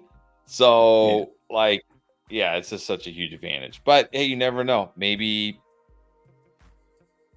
something happens to CMC and Jordan Mason as this year's Kyron Williams or something. I don't know. Yeah, good luck playing the waiver wire with 16 teams here, picking up that guy. So that's the only thing, not having that tremendous upset at running back might hold you back from being the best team, but I'm impressed by some of the players you got. So I think this is a pretty, for a 16 team, I give this like an 8.5. All right, keep it rolling. We got SoFly. Is that right? SoFly? Yes. 10-team PPR. Kyler, Jefferson, Henry, Rashad, Pittman, Jacobs, McBride, Waddles on the bench, Jameer, Deontay, Edwards, Hollywood, and Bowers. Now, that's a nice bench. It is a 10-teamer. Yeah, it's a nice bench. I don't think I'm benching Waddle in 10-team personally. PPR, 10-team PPR, I'm not benching Waddle. But if you want to play, I guess Jacobs maybe has a higher floor because he's a running back. But anyways, Jefferson, Pittman, Waddle, it's good. And Deontay Johnson, Henry, Rashad White, Jacobs, Zamir White, Gus, and you got Hollywood looking to come back soon. McBride. I mean, that's a 10-teamer. It's very good. Again, hard to rate these 10-team leagues because they always seem pretty stacked. 8.5 for a 10-teamer. Yeah, I think this is definitely an 8.5 at least because I love everybody on this bench. But I agree for week one, you're listing 3 running backs, right? Henry, Rashad, and Jacobs. I keep Jacobs in there, of course, Henry. I'd probably swap Waddle in for Rashad this week because it's PPR. JKR, drafted CeeDee Lamb. Should I get Brandon Cooks instead of Jalen Polk? No, I mean, I probably prefer Brandon Cooks to Jalen Polk anyways, but I'm not getting Brandon Cooks just because I have CeeDee Lamb. Like, if CeeDee Lamb gets hurt, Brandon Cooks isn't filling in for CeeDee Lamb. Right. Exactly. it's rare that you can consider a receiver kind of like a handcuff, but in this case, Cooks definitely isn't. Like we've been saying this with Demarcus Robinson. If Puka or Cup goes down, Demarcus Robinson shoots up in value. I don't think that's the case with Cooks. But I say yes, do this. Get Cooks instead of Polk, but not because you have CD Lamb. Right. And then Brandon Ahmed with another great full PPR with an extra flex. Allen, CMC, Etienne, Olave Waddle. Doesn't say if this is a 12-teamer, so I guess let's assume it's a 12-teamer. Yeah, probably because I'm assuming he went CMC, then Olave Waddle, or maybe CMC, Etienne, Olave, and then Waddle or something like that. Yeah, if this is a 12-teamer, this is great. I mean, CMC, Etienne, Olave, Waddle with Deontay and Pickens as your flexes, Kincaid, Josh Allen. Maybe it is a 10-teamer. It's pretty stacked. I mean, the bench isn't like off the charts stacked, but the starting lineup is incredible. I mean, the starting lineup's a 9-5, but the bench is still like an 8. This is a 9. If it's 12-team, it's a 9-5. If it's 10-team, it's a 9. Wow, 9-5. Yeah, if it's a 12-teamer, this is really, really good, really loaded. Hard to tell. Hummer, T-Hawk, yeah. All right, and then not a super chat, but I feel like we should answer this real quick because this jumps out to me. Chuludo 88X. Should you trade Garrett Wilson for Debo? No. You should get Garrett Wilson. You're either keep Garrett Wilson or get Garrett Wilson. I never understand these like trade for questions. Like, are you trading Garrett Wilson to get Debo, or are you trading Debo for? I never understand. But give me Garrett Wilson is what I'm saying. Yes, agree. Sun AAA needs 2 half PPR. Who you like between Ford, Mostert, and Monty? Call me crazy, but I'm going Ford and Mostert. I know people are going to say like, oh, Monty touchdown upside, but like, doesn't Mostert have more touchdown upside? And I feel better about his touches, and I really like Ford this week. Monty, yeah, fine, but I don't know. I'm going Ford and probably the guys you drafted after Monty. That's who I'm actually starting this week. Ford and Mostert. Agree. Like Ford's getting all the touches. Don't be surprised if Mostert gets as many touches as Achane, if not more. Yeah, go those 2. All right, and then we got Michael B. Half PPR, 2 flex, 12-team. Love, Collins, Waddle, Bijan, Chuba, Kincaid, Rice, Deontay, Warren, Shakir, Corum, Algier, Wright, Roman Wilson. I mean, wow. First Roman Wilson. That's extreme hero RB when you got Chuba as your RB2. Collins, Waddle, Rice, Deontay. I mean, yeah, great at wide receiver. You got Love. You got Kincaid. You got Bijan. I still like, man, I don't know who was on the board when you took like Corum. I mean, not Corum, Shakir. Not Corum, Shakir. I mean, I would have liked probably another decent RB2 over Shakir.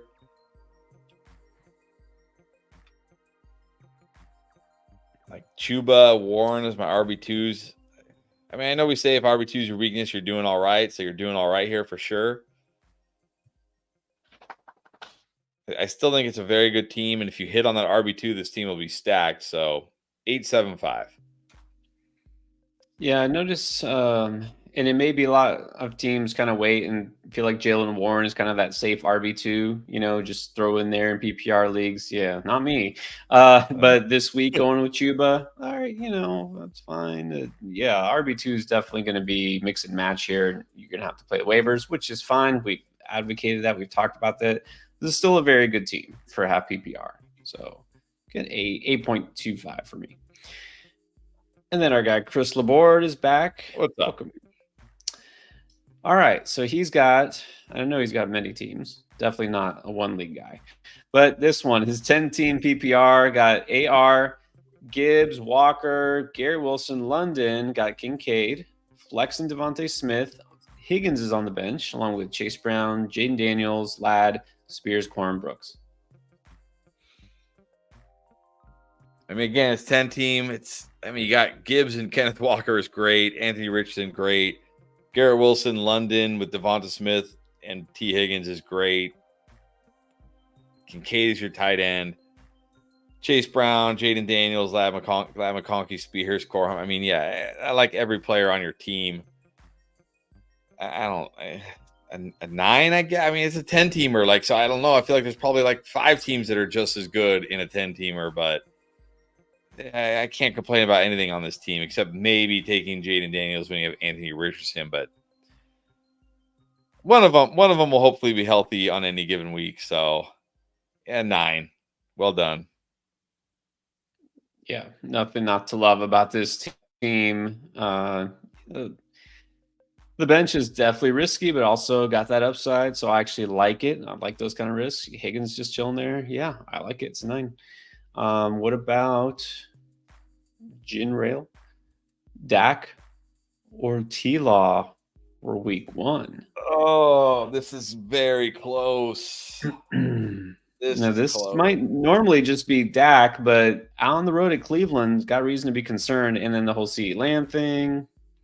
I know, but I got reason to be concerned about Trevor Lawrence just because he did not take that leap last year. But, a year 2 in this Doug Peterson system, I think it was me. I'm still going Dak. I'm trusting the better, who I think is a better QB and the better offense. I know it's Cleveland on the road. Like, Trevor Lawrence is probably the cutoff where I'm like, nope, I'm still playing Dak. Like, if he had a better match, he's on the road in Miami, which isn't terrible, but it's not great either. Like, yeah, I think I'm still going Dak here. Yeah, that's the question. Is I'm dropping down. Honestly, I haven't finalized my week 1 rankings as far as where I have these guys. I know I'm dropping Dak down because the matchup. How far? And then the thing is, I'm really what I would count on with Trevor Lawrence is basically garbage time. I mean, I'm just going to assume, of course, the Dolphins will roll them. But even if they don't, they should go back and forth. They should be able to score a lot of points. I might go Lawrence here. It's a little risky, but I think I might shoot for that upside to see if he has a big passing game. Jules Henley wants thoughts on this 12-team PPR. Kyler, Kamara, Stevenson, Warren Moss, Gus, AJB, Garrett Wilson, London, Kirk, and Thielen. Wow. First Thielen. Even with Adam Thielen, your wide receivers are stacked. I mean, AJ Brown, Garrett Wilson, Drake London, Christian Kirk, Curtis Samuel. You got Pitts, you got Kyler. Again, looking like a 0 RB team. But look, if Kamara is your RB1 and a 0 RB build, and then you got Ramondre and you still have like Warren, Moss, Edwards, that's pretty good. So, again, I'm going to grade this as a 0 running back team because I feel like that's probably what you did. Yes. This is pretty close to a 9 for me for a 0 running back team. Yeah, again, Kamara for this situation does the job. Stevenson, very solid as a starting running back. Gus can, be actually, I would probably start Gus week 1. I'm big on Gus, but anyways, yeah, I like this team a lot. They could go 8-5 here, 12-team league. Very good receivers. Actually, okay. No, I think 8-5 is generous enough. We'll go there. Okay. All right. These will be a little bit quicker. You got X Frank Lim. Full PPR, flex, Gibbs or Debo? You gotta go Gibbs. He was either your first rounder or your early second rounder. You can't draft a guy there and then be like, yeah, I don't even know if. First of all, I don't know how is he your flex. Right. But second of all, you can't draft a guy there and be like, I don't know if I'm starting. You're starting Gibbs. Just put Gibbs in your lineup. And then how do you have this choice? You have CJ Stroud and Anthony Richardson. So I will say this. Like Anthony Richardson has way more upside, of course, because of the rushing, but Stroud matches the way the Colts defend with their cover 3. Stroud lit up cover 3 last year. So if you want to play it a little safer in week 1, which I think is okay, go with Stroud. Yep. Going Stroud. How is Gibbs or Debo your flex? And how do you have, is this like a 2-team league? Maybe this is like a keeper or dynasty something. True, maybe. All right. Gibbs and CJ Stroud it is. And then also PM Chunk. Christian Watson or JSN? I'm going Watson. I do like JSN, but I think this week the Eagles missing James Bradbury, Darius Slay looked like he might be dust last year. I think Watson can hit at least one big play, score a touchdown this week. I'm going Watson. Yeah, going Watson. Hey, he's not hurt yet. Go and start him. Go Watson on the upside. Good. Darwin Gonzalez, another new member on the YouTube. Thank you, Darwin. Welcome. It's by the way, this is a good time to mention we are almost to 3 hours, which as much as we would love to keep going, at some point I think we're gonna have to call it, but we are gonna answer all the super chats. So if you did drop a super chat, hang with us. We'll get to them. If you did not drop the super chat, again, we would love to answer all the questions, but we're barely even catching up to these. So this is also a good time to remind you, if you have a question you want answered, we do have an app for that. Literally, it's called Draft Lane. So go and check the draftlane.com website and it'll take you there, or just go to the App Store, the Play Store, and go and search Draft Lane. That's it. Download the app. It's completely free. And on Draft Lane, you will see all sorts of options. First of all, you can sync all your leagues on Sleeper and Yahoo. Just log in and it does it for you. You can see your league standings and history, where you stack up against the competition. And then you can also use the trusty Draft Pilot if you happen to still be drafting the next couple of days. I know some of you are waiting until Wednesday or just thought, hey, that's a good idea. Let me do another league on Wednesday. Use the Draft Pilot. It's like us with you on your draft, telling you who you should pick depending on who's on the board. It updates automatically live. It's really cool. And of course, as I just mentioned, you can ask waiver wire, trade questions, start sit, everything that you would think of to ask us right here, right now. You can do it on the app. So check that out. But we'll try to get to the rest of these super chats at the very least before we're out of here. So let's do Darwin. Got the membership. Joe Burrow, Bijan, Kyron, London, Pittman, McBride and Higgins, Dicker the kicker, and Seahawks. I mean, this has got to be like a 10 or 18. I mean, you got Bijan and Kyron and London and Pittman and McBride and Burrow and Higgins. 9. Yeah, 2 stud running backs. Now, again, we don't know the depth of this team, this league, I should say, but yeah, you can't really upgrade much more. So let's assume 12 team. Let's just call it that. Oh, actually, no, I take that back. It looks like Darwin also did a super chat down here. All right, Darwin. So this is the full team now. On the bench is what? Murray, McConkey, Monty, Brooks, Brian Thomas, Godwin, Benson. Yeah, you got Godwin on the bench. You got Kyler Murray on the bench with Joe Burrow, McConkey. Yeah, 9, easy 9. You're gonna love this. Defenses were flying off the board in round 8. I'm surprised it wasn't earlier, honestly. Oh man, you gotta love that. Flying off the board. Someone gets their defense. Everyone's like, oh man, I better get my defense. Antoine, you get to yours. Antoine's got 2 super chats here. All right, but I'm actually thinking, no, they are different. Okay. 12-team sleeper league. Stroud, Pacheco, Walker, Tyreek, Godwin, Kelsey, McConkey, Ingram. Okay, I guess he's selling one of those tight ends. And then Purdy, Corum, Benson, Meyer, Sheet. Pacheco, Walker, great. Tyreek, Godwin, McConkey, okay. I mean, I like Tyreek and Godwin. McConkey, we'll see if he comes around. Yeah, Kelsey, Ingram. I mean, again, I'm not. I don't care if you feel like, Ingram's too low for Ingram. Like, give me a wide receiver there or something that can actually help my team. Stroud and Purdy, Corum, Benson, Myers, and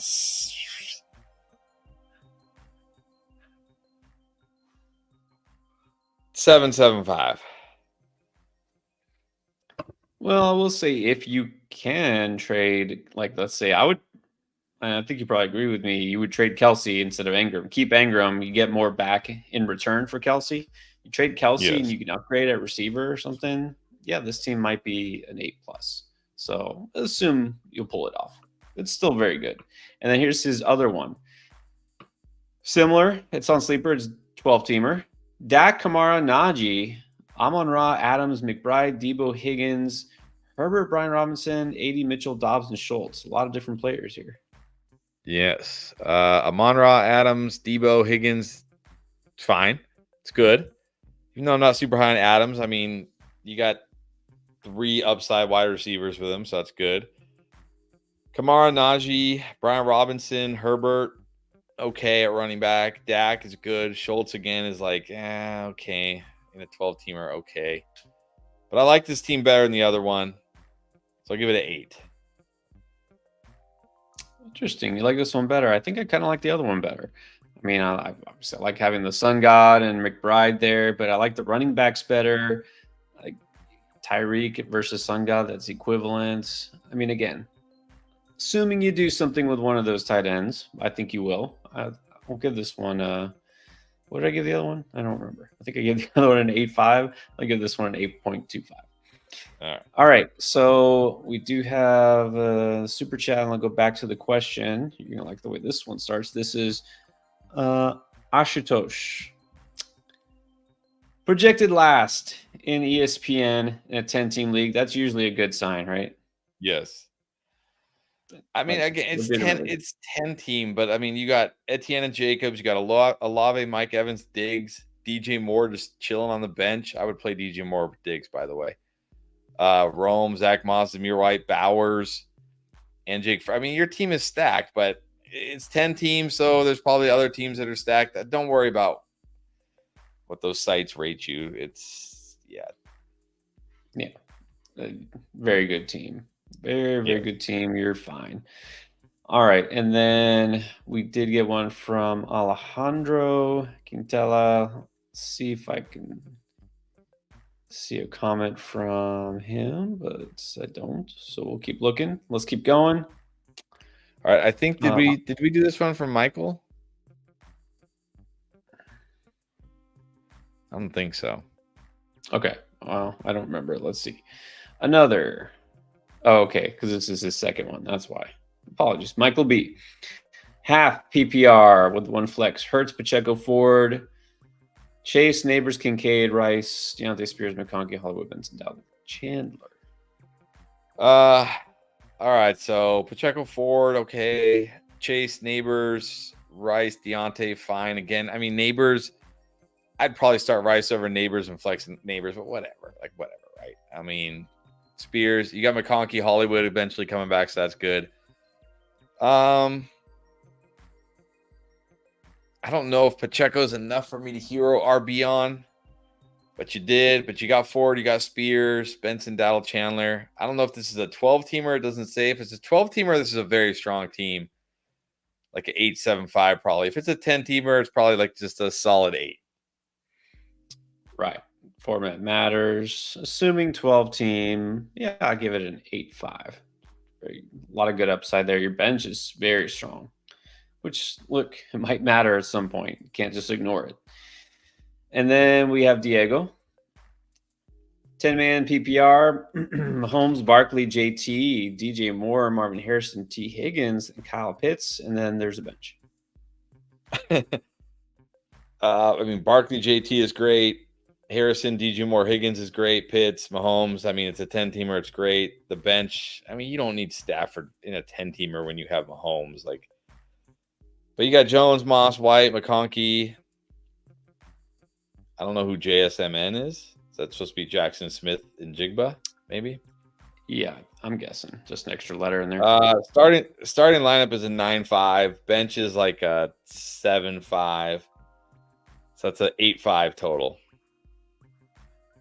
That's about right. Look, I know it's a 10-team league, but still, a lot of those names jump off the page to me, the virtual page. You're really solid at receiver.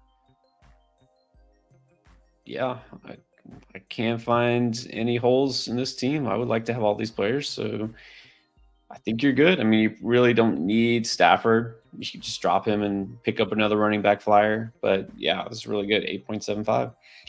Dylan Jarvis, 10, full PPR. Got JD and Caleb Williams. Interesting. Going both rookies. Pacheco, Walker, Zamir, Sharps, Hill, AJB, Olave, Waddle, JSN, and Jacoby Myers with McBride. This might even be better.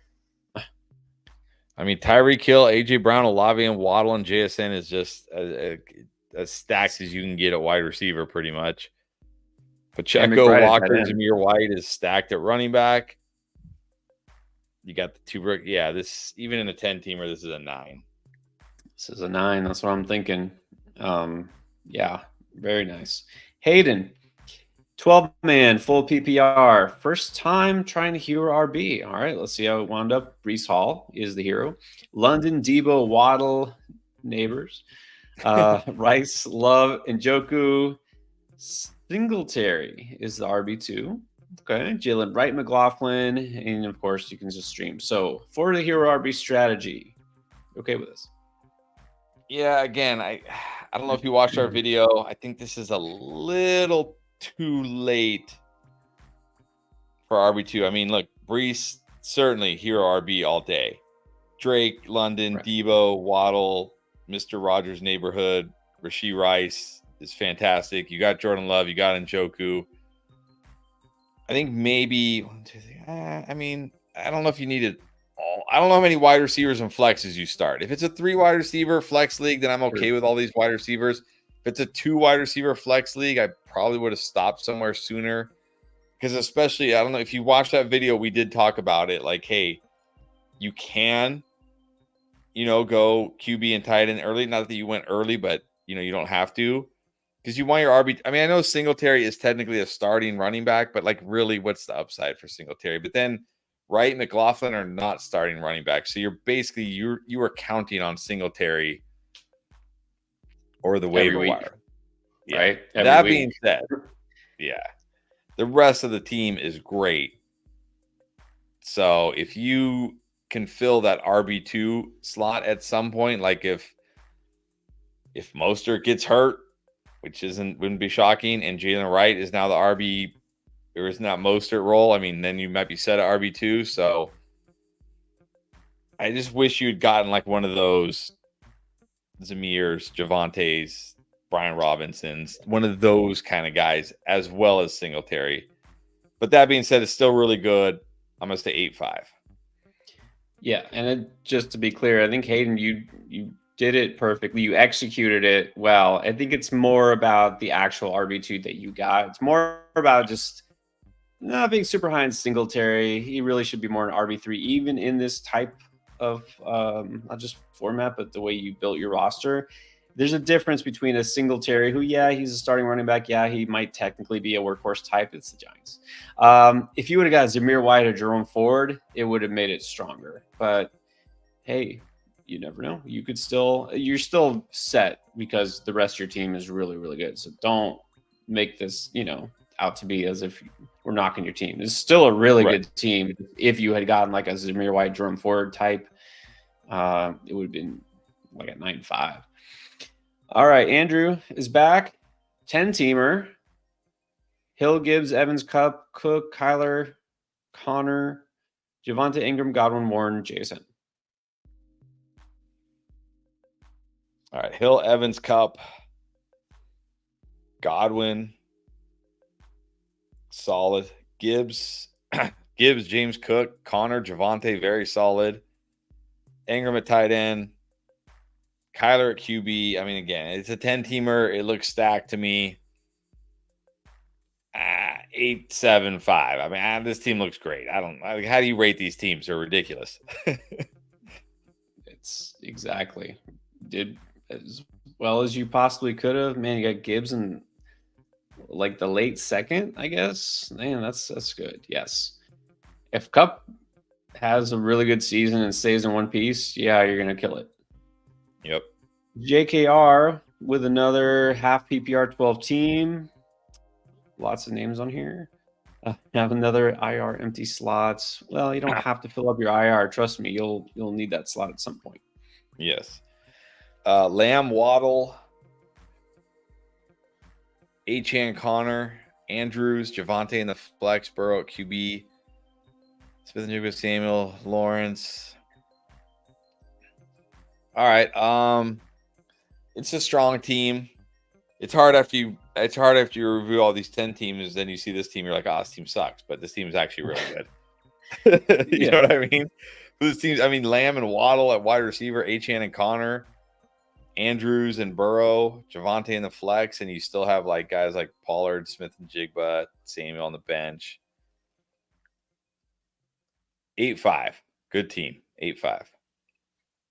Yeah, the only thing I say is the receiver depth isn't ideal. Looks like am I right? The number 3 receiver is JSN, who I'm okay with, but then you go to Curtis Samuel, and that's Polk. So maybe some better wide receiver depth, but overall pretty good. I'll give this an 8.25. PM Chunk is back with a 12-team BPR. Jaden, Brees, Gibbs, Achane. That's a running back room.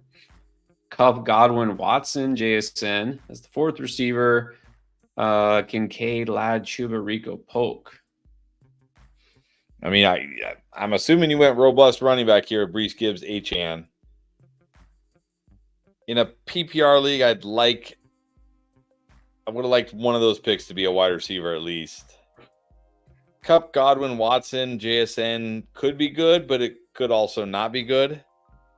If Cup is anything close to what he was, and if Godwin is good, and if one of Watson or JSN break out this year, then this team will be absolutely an absolute monster, just a monster.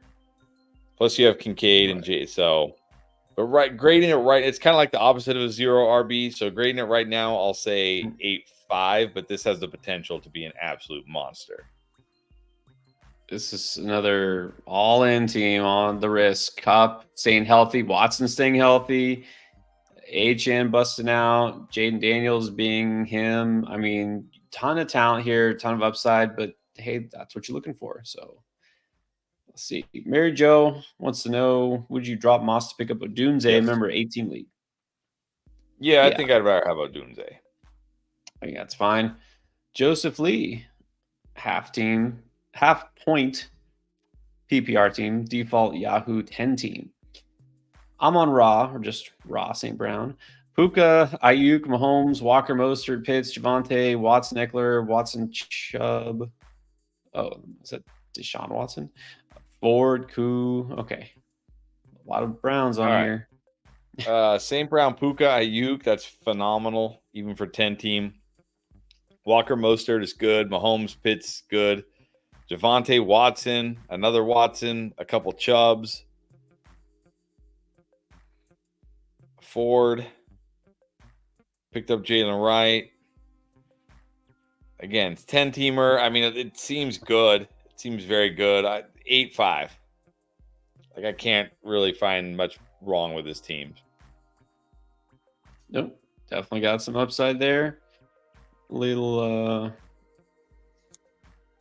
yeah, I like it. Can't find anything wrong with it either. 8.5 sounds good to me. Marco Pelletieri is back. Thank you. And definitely thank you for the super chat. Appreciate it. Yes, thank you. As always. All right, so a 12-teamer. Got Mahomes. Amon-Ra, Higgins, Deontay, and then went Pacheco, Achane, Pitts. Looks like Pitts. Kyle Pitts. Zerline, Greg the Leg, and then the Lions defense with Purdy, Ford, Chandler, Hollywood, Shaheed, Watson. 12-teamer. That's pretty good. Yeah, I mean, Amon-Ra, Higgins, Deontay as your wide receivers with Hollywood, Shaheed, and Watson on the bench is very good. Pacheco, Achane is great at running back. Not to mention you have Ford and Chandler. You got Mahomes. You got Pitts. You got a defense and a kicker. This is ridiculous. This is really good for a 12. 9.5. Really good for a 12-teamer. I mean, you potentially have the QB1, the wide receiver one, maybe an outside shot at the running back one. I mean, you could even argue maybe the tight end one. I mean, you literally could potentially have the top scorer at every position. Not saying they're going to, but you literally have that kind of upside. This is a 9.5. Yeah, this might be one of the best teams we've seen all night, honestly. Just huge upside here. And Hollywood Brown, great bench pick. Jerome Ford, great bench pick there. Watson on the bench. Yeah, this is ridiculous. Yeah. Very good. And you don't need Brock Purdy if you have Mahomes. Mahomes will start for you every week of the season other than one. So pick up another running back flyer. Hopefully. Yes. Another definitely familiar name. Run CMC, welcome back. AKA Julio, welcome back. All right.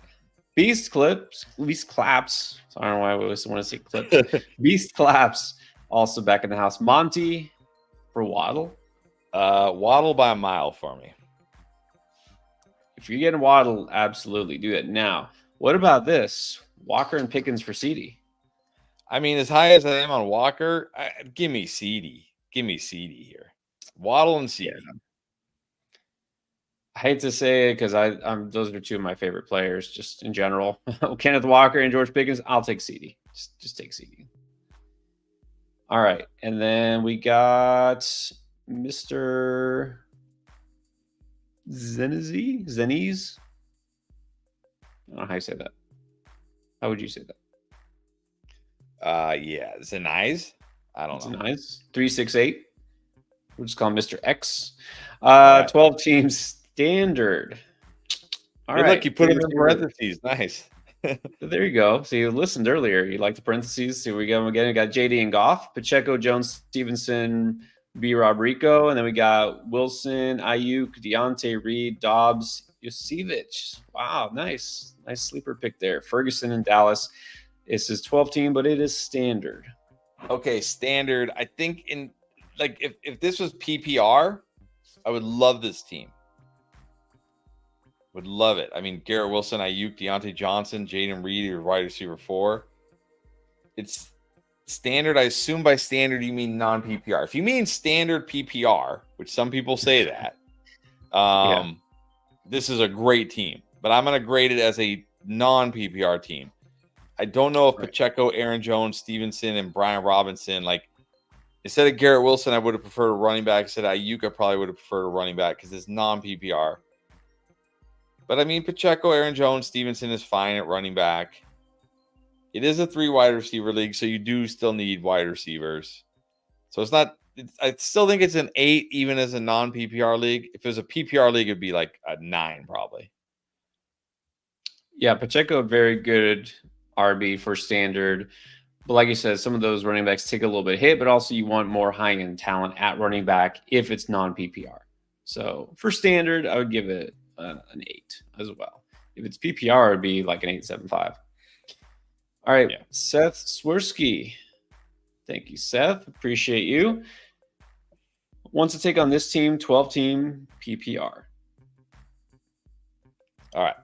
Stroud, good. Henry Achane, great. Jamar Chase, Ayuk, very good. With Kittle. And then I assume this is your bench. Monty, Jaden Reed, Brian Thomas, Christian Watson, McConkey. Taysom Hill, a lot of Taysom Hill picks. Chase Brown, Keon, and Corum. Yeah, this is a very good team. I mean, Henry and Achane at running back, Chase and Ayuk a wide receiver with Stroud and Kittle. You still got those players on the bench. This got to be like a close to a 9, like a 9. I'm giving this a 9. This is a very good 12-teamer. Yeah, I mean, no way you really can improve this. Obviously, keep an eye on the Chase thing. You might want to swap one of those players like Watson in there if you need to for week 1. A little rookie happy on the bench, but I get it. You take a shot, and if those guys don't do anything, you drop them and you move on. So I'm fine with that. I think I've gotten over that to some extent. So it's just a really good team. Not much else you can do to it. So I agree. 9 sounds solid. What about we got Gil 32RN? You like Najee or Ramondre? I just think Ramondre will catch more passes. I mean, that's going to give him. 2 running backs and 2 bad offenses, but I think Stevenson will catch more passes. That'll give me the edge in PPR. Agree. Who knows what Pittsburgh's offense is going to look like? Honestly, I have no idea, but Ramondre is a rock solid pick. Super high floor, is going to catch passes. All right, we are getting there. Now, this is interesting. JP Bartends. All right. And wants to know if you think having Amon-Ra and Gibbs is a bad thing. I mean, was it a bad thing last year? No, not at all. And I think we can see both of these guys somehow be better this year. So, no, not a bad thing at all. not a bad thing. If you somehow land both of them, then you drafted well in the first 2 rounds. I'll tell you that. Yep. Also wants to know, do I flex Devontae Adams or Chris Godwin? I'm going Godwin against Commanders. Like I said, I think he's gonna light up those Commanders. So give me Godwin. Yeah, big on Godwin. You have to be big on Godwin this week. Let's see exactly how much Gardner Minshew has in the tank, if anything. George Moreno, 14-teamer. Right, this Stroud, Bijan, Monty, London, DK Rice, Muth, benches, Deontay Chuba, Cousins, Sinat. Ooh, IDP, I love it.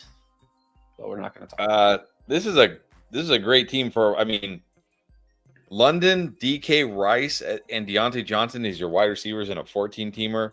Muth, I think, is fine in the 14-teamer as your tight end. You got Stroud, you got Bijan, Monty, fine as your RB2. Plus, you got Chuba there as well. I'm sure you have other people on here you probably didn't list like on your bench, but it's a very good team for a 14-teamer. 8.75, maybe even a 9. Honestly, very good team. For 14, yeah, I'm going to put it at a 9. Deontay Johnson on the bench, so very good. Now, obviously, you're going to want to look for some more running back depth at some point. Don't know how deep your bench goes, but for now, that's really good. All right. T. Rainson.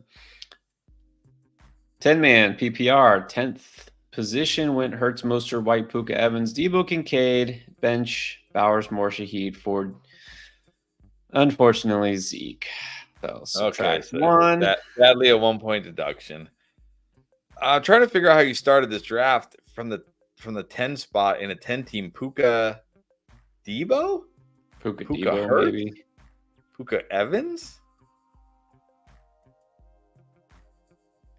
Puka Debo? Yeah. Well, Puka, probably. Evans, Debo is fine. Mostert, White is, I don't know if that's Zamir White or Rashad White, but either way, it's fine. You got Kincaid, that's good. You got Hurts, that's good. Bowers, I assume, is that DJ Moore? I don't know which more. I assume DJ Moore, Shaheed, Ford, Gus. It's a 10-teamer, so it's, I think I would give it like an 8, but you got, sadly, the 1-point deduction for Zeke, so 7. Yeah, for a 10-teamer, like, again, you can wait on running back, but we want some more upside here. So probably, yeah, I don't know. Debo, what is the 11th overall pick? A little too early there, if that's what it was. Or Evans, definitely too early there. But you got good players in every position. It's not like you're going to be hurting. This probably could have been better. Yep. All right, and then Julio does have a question here. Runs CMC. He drafted 9th out of 10. AJB, Gibbs, Kyron Achan, DJ Moore, Kincaid, Richardson, Keenan, Gus, Worthy, Deontay. What do you think? Yeah, I mean, AJB, Kyron at the end of the 3rd now. Like, people are this worried about punt returns.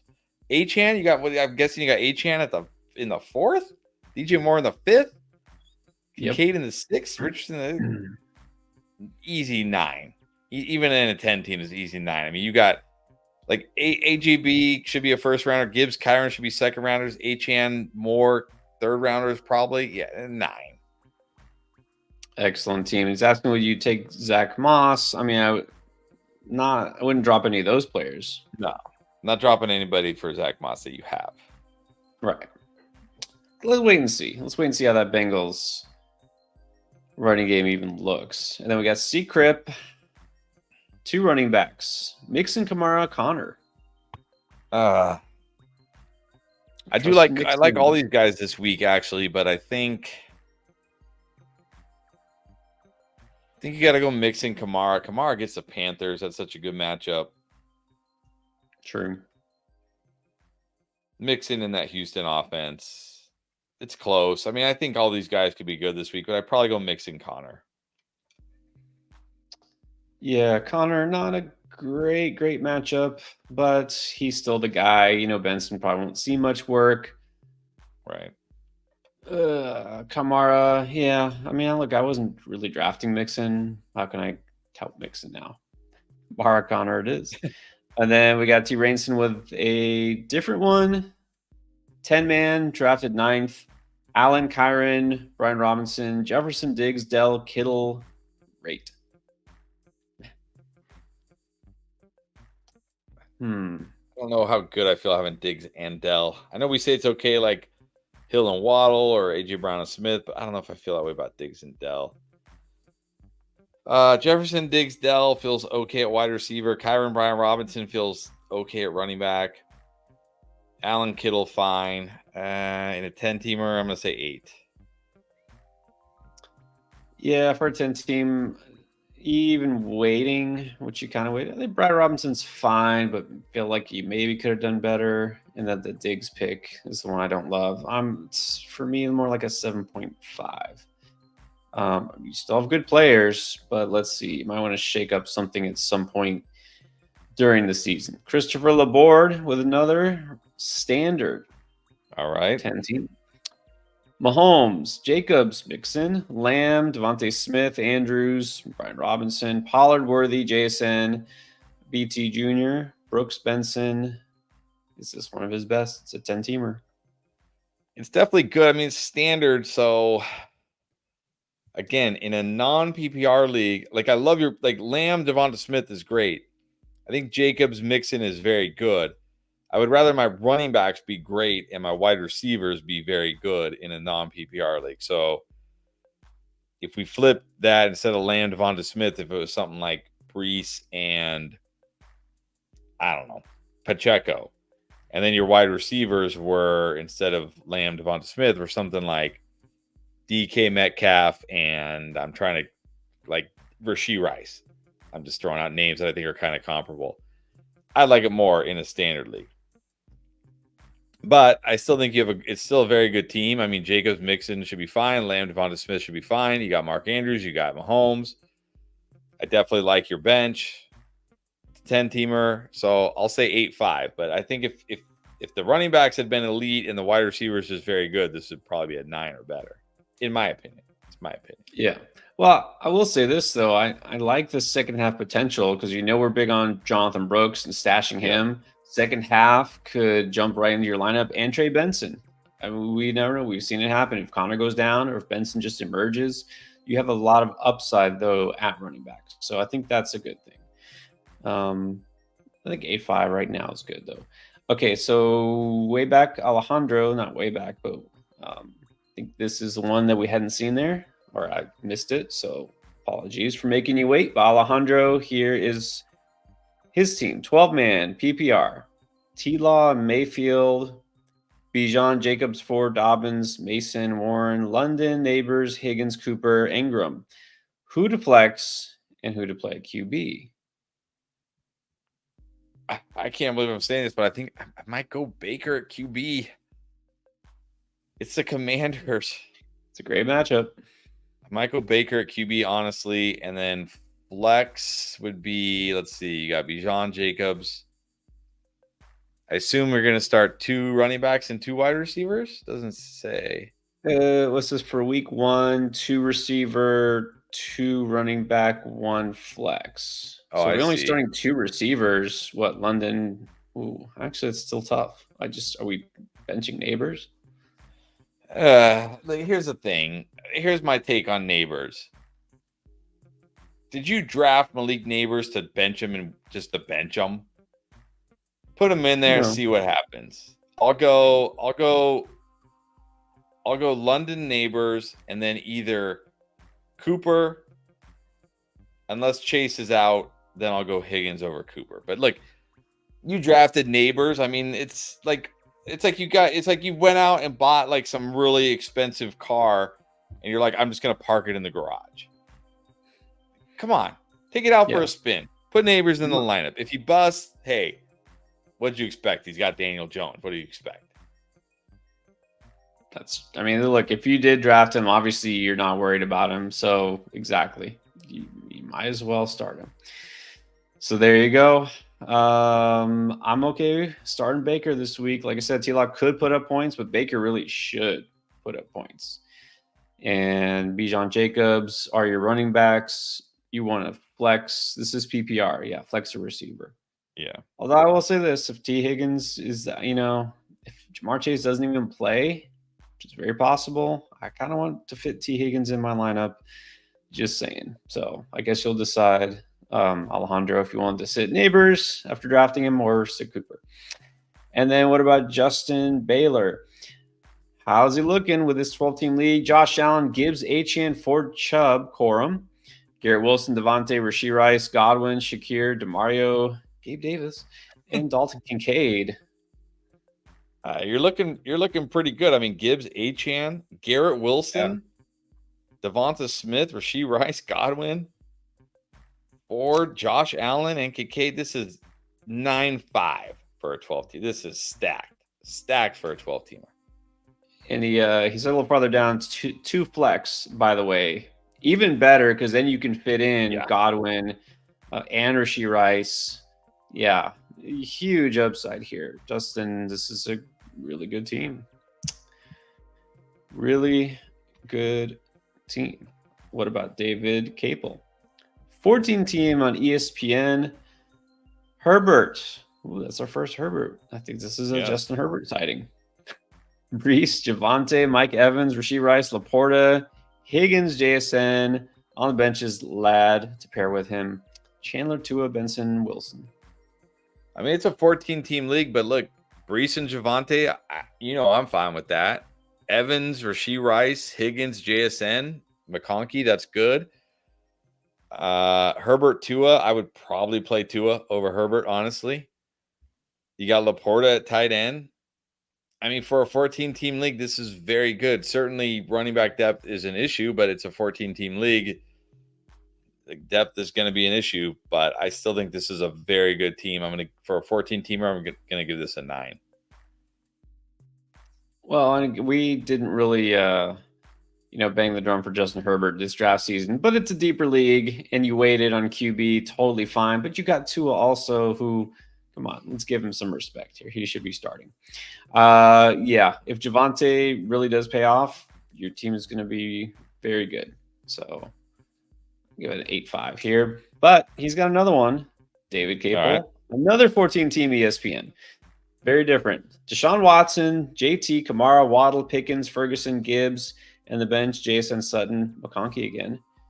He said he went 0 RB. No, 0 QB. Zero. Oh, it's like, that's not 0 B. 0 QB. Well, I guess a lot of people think Deshaun Watson is a 0. So, yeah. I mean, Taylor Kamara is fine. It's actually good at running back in a 14-teamer. Waddle, Pickens, good.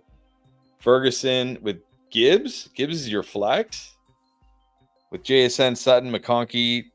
I mean, you got JT, Kamara, and Gibbs at running back with Waddle, Pickens, JSN. This is another Deshaun Watson at QB may be terrible, but whatever. Stream somebody. I mean, honestly, is Baker Mayfield still on the waiver wire? Because Baker Mayfield has a great matchup this week. True. Might start him over Watson.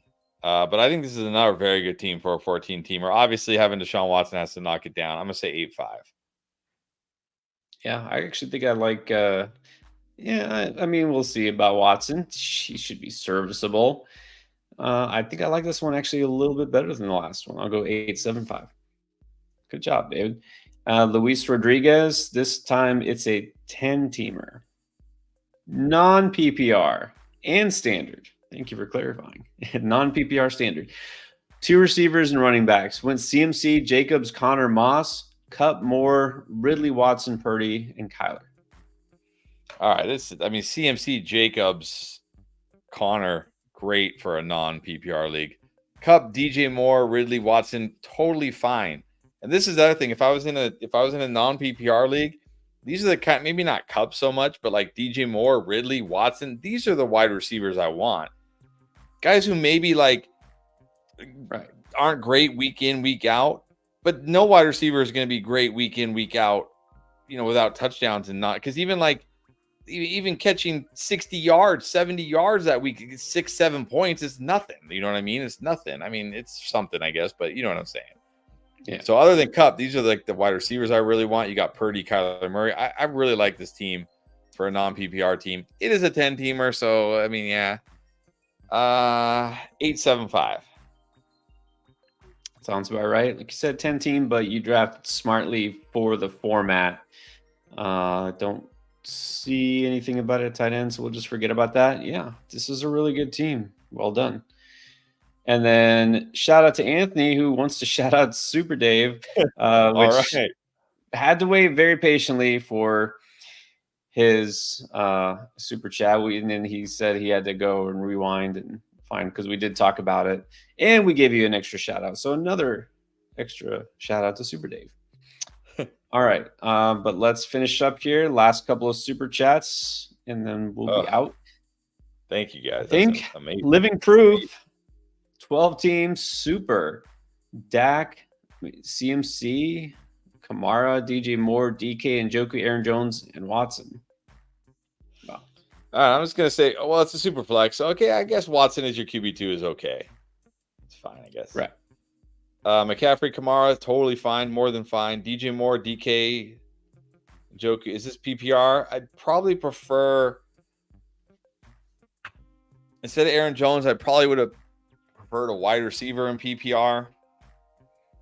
I don't know who was on the board, but this is still a good team. I mean, Dak and Watson is fine at QB. McCaffrey, Kamara, more than fine at running back. DJ Moore, DK Metcalf at wide receiver.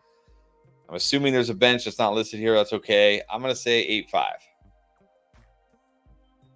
Yeah, it's solid top to bottom. We don't know how deep the receivers go because we only see 2 of them. But I'll say you're very good at every position. I'm fine with Njoku. Deshaun Watson as a QB2 in Superflex, that's where he belongs. That's fine. Yes. He should be serviceable. Pick up, maybe stash Jameis Winston just in case. But overall, you're still pretty good. I think this is like an 8-5. Mark Maloney, 12-team half PPR. Got Kyler and Tua. HN, Mixon, Pollard, Brown, Mason, Hill, London, Higgins, D-Hop, and Shakir, and then Kincaid. I see these parentheses are starting to catch on. I like it. And what's up, Mark? Good to see you. All right, half PPR, HN, Mixon, Pollard, Brown, Mason, fine. Hill, London, Higgins, Hopkins. Okay. Got to throw in that Hopkins. But still good. Still good. Kincaid's good. Kyler and Tua is great. 12-team.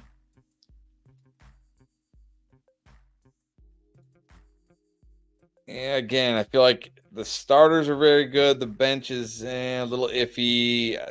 8. I like QB and tight end. 8-5. A little torn on that one. Yeah, I mean, I don't love Mixon. He's fine as an RB2. It's half PPR. So RB room is fine. You can probably just mix and match, right? Pollard should be startable. Chase Brown might be startable. But you're good at receiver. Not crazy deep at receiver, but overall, it's more like an 8. I think it's a very good team at every position. Anthony Cervantes wants to know, by the way, what's up, Anthony? What's up, Anthony? Board, Reed, or Neighbors? I mean, well, if you just heard me, I mean, like you drafted Neighbors. I didn't just spend $100,000 on that nice. I think probably not even accurate anymore. Just go with Neighbors, and then I might go Taysom Hill over Bowers this week. Just because, I mean, rookie tight end making his first start, I might just go Taysom Hill and hope he vultures a touchdown.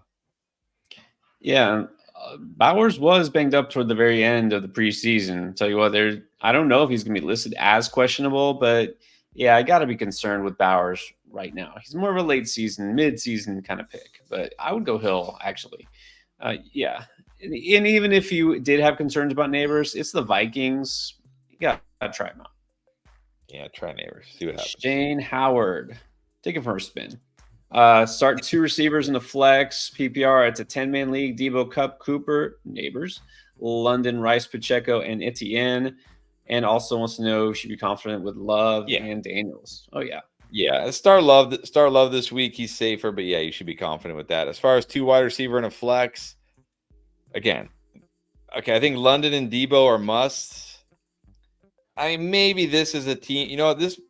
Wow, you have a lot of wide receivers here. Man, it's hard not to start Rice. It's hard not to start Cup against the Lions. Man, this is actually hard because you have so many wide receivers. I think I go London, Debo. I have Cup as a boom. I might just go Cup. I like Cup a lot this week. I think Cup's going to boom in week 1. And people are going to be like, he's back. Yeah, they will. I'm going London, Debo, Cup. But I mean, London, Debo, Rice is also great. I have Debo as I don't remember officially a boom, but I'm big on Debo this week. I think you got to start Debo. Cup, I would start him this week as well. Could be a shootout there. I'm torn because I think Cooper could have a big week. I might go Cooper on the chance he has a big week over London, which sounds crazy, but I could definitely see going London. All right. Yes, you should be fine with those quarterbacks. All right, last couple guys, and then we're out. Charles Berger. Pick 3, Garrett Wilson, Drake London, Devontae Smith, DK, and Godwin. Oh my gosh, these choices. How do you have all these wide receivers? I mean, you got to start Garrett Wilson. I think you got to pretty much start Drake London. I think I'm going, I mean, I have Godwin as a boom. I love Devonta Smith. I love DK Metcalf. I don't know, but go Wilson, London, Devonta Smith so you have a reason to watch the Friday night game. Even though you probably don't need a reason to watch Friday. I mean, these are all such good choices. Like, you can't go wrong. Garrett Wilson was your first round pick. Probably, maybe second round pick. I'm starting Garrett Wilson, no questions asked. Oh, man. I really like DK in that Denver matchup because Denver's not good. But, yeah, I think you got to go the first 3. I agree with that. But there's no bad choices here. Antoine is still here. Chubb, like Nick Chubb, I'm guessing. Not Chubbs Peterson. Chubb or Brooks? Jonathan Brooks. It's got to be Jonathan Brooks. It's got to be Jonathan Brooks. We're probably going to see Jonathan Brooks on the field way before we see Nick Chubb. Yes. And, yeah, I mean, this could open up a whole new thing, which we're not going to get into now, but it's definitely Jonathan Brooks. Too late for that. It's way too late for that. It's already almost my bedtime. Yeah. Martin Perez. Opinion on this team. AR. CMC, Pacheco, Kamara, Chase Brown, Puka, DJ Moore, Kirk, Addison, Curtis Samuel. No tight ends. All right. I don't know how many teams it is. CMC, Pacheco, Kamara, Chase Brown is great at running back. Puka, DJ Moore, Kirk, Addison, Curtis Samuel is good at wide receiver. Anthony Richardson. I'm going to assume it's a 12-teamer based on the team. I'm going to say it's an 8.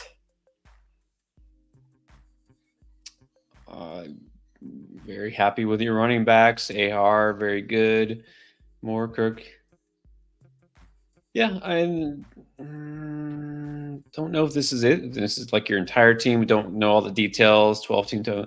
But I guess an 8 makes sense, assuming it's a 12-teamer. Assuming 12-team. All right, and then we have Austin Burnham.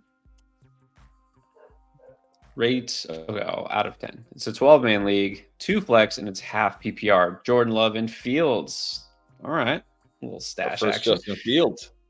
Zamir, Tony, James Conner. Okay. I smell a 0 RB team here. CD, Waddle, Cup, Neighbors, Bowers, and Muth. 12-man league. Are those running backs good enough? Yeah, with those...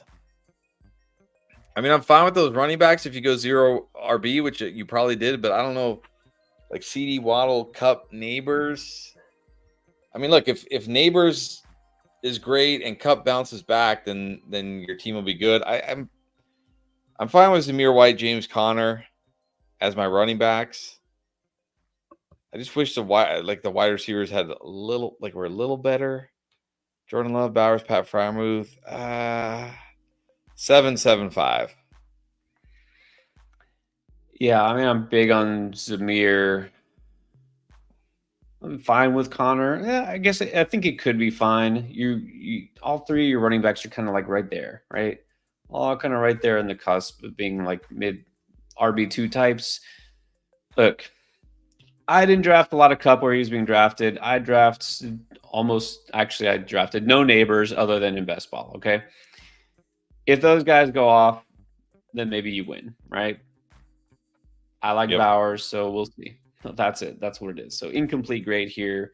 I'll give it a 7.75. Woosa. I don't know if I'm saying that right. Woosa.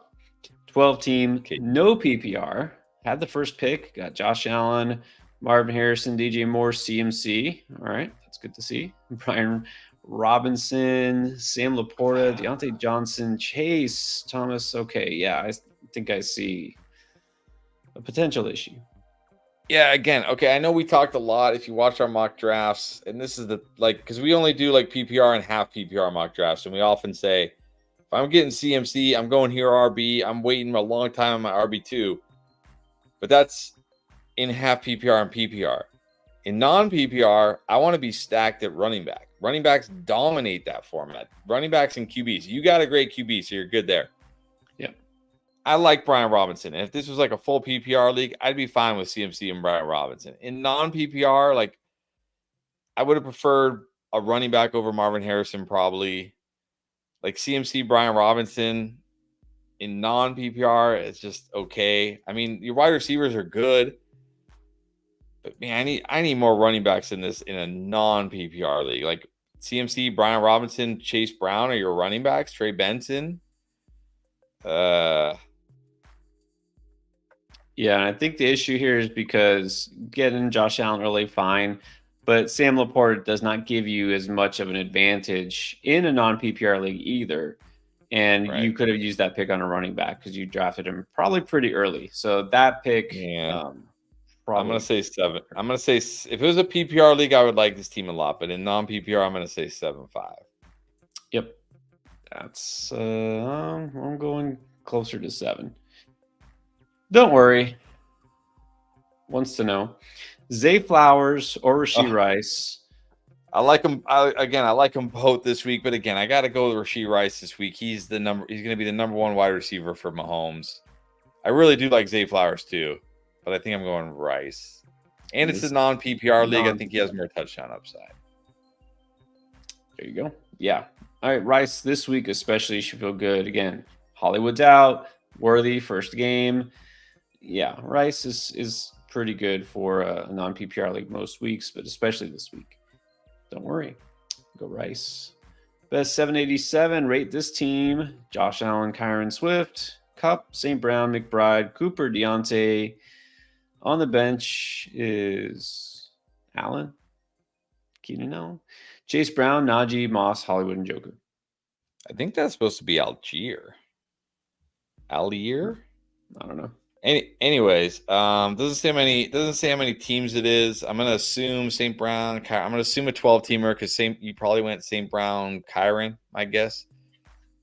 All right, so Kyron, Swift, Algier, Chase Brown, Najee, Moss. That's solid at running back. It's all right.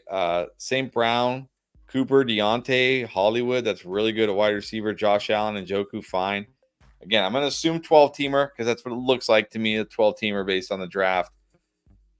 Very good team here. Very solid team. 8-5. I agree. Again, not knowing all the details, definitely have a lot of upside here. If Kupp goes off, I mean, who knows? Who knows? But yeah, very good. 8-5 sounds about right. What's up, John? Quick shout out to John. He's in. What's up, John? In at the end. Razil 820. Terry or McLaurin. Swift? Terry McLaurin easily. Yeah, pretty easily. Terry should have Definitely a pretty big week. All right, and then we got Forever World Gaming. 12 team. Here's Hurts, Saquon, Nico Tank, Ferguson, Taylor, Swift, Pollard, Odunze, Thielen, Schultz, Stafford, and Leggett. Another Thielen. All right, so Saquon, JT, that's really good. Nico Tank, again, I don't know if I want both. I don't know if I want 2 Texans wide receivers because there's 3 Texans wide receivers here. It's not like Nico and Tank are going to get all the targets. Swift, Pollard, Odunze, Thielen, Schultz. Running backs are really good. Wide receivers are very iffy. QB's okay. Or QB's awesome. Tight ends is okay. 7-5, I think.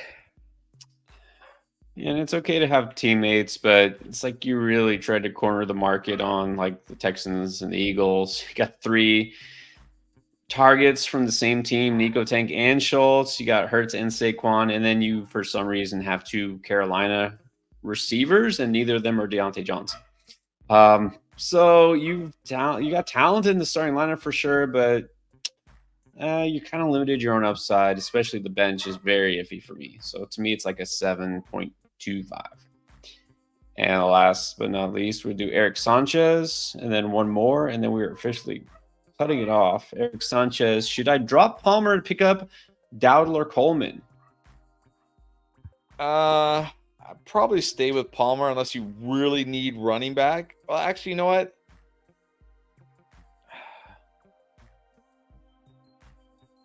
I mean, Coleman was drafted ahead of Palmer, but I don't know. I guess just stay with Palmer. Unless you really need running back, then I would grab Dowdle.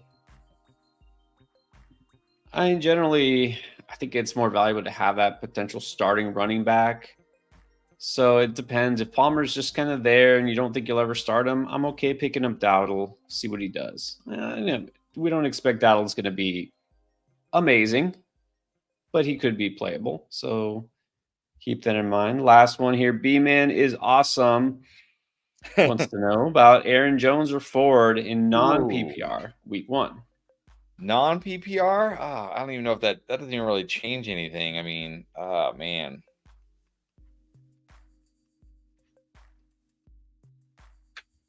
Both good. Both should be good this week. I don't know. This is really close. I think we both picked these. You picked Aaron Jones, and I picked Ford as a boom this week too. Yeah, I like them both. Non-PPR, I don't think that makes a difference here with these guys. I might give Aaron Jones Giants. I mean, Giants run defense it's not a complete sieve, but it doesn't scare me. But I mean, Dallas run defense. I might go slightly Aaron Jones. Yeah, I mean, if it was PPR, I would almost definitely say Aaron Jones. I'm still going to give the edge to Jones. A healthy Aaron Jones is really good. They're going to lean on him. I'm guessing with Sam Darnold, they're probably not going to have to pass as much because it's the Giants. So let's go Aaron Jones. And let's give the last word to Keith, the Weather Beast. Thank you. And thank you, everyone, for being on here and showing us your teams. We are still taking sponsorships, not for any fantasy leagues because we are exclusively partnered with Underdog, which I'll mention in a second. But Bang Energy. Where you at, Bang? Bang.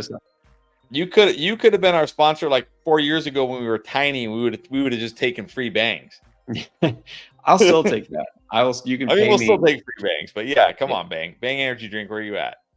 Yeah, we'll need one for sure. All right, but thanks everyone for being on here and sharing your teams with us and letting us give you our honest opinion. And of course, everyone who did jump on with the super chat. If you didn't, sorry, we try to do as much as we can. Remember, you can use the app. That's what it's for. So check out Draft Lane. It is totally free, and you can check out all the features there, which we already talked about. But again, you can go to draftlane.com and see what it's about, and it'll take you to a download link, or just go to your app store, and you can get it there.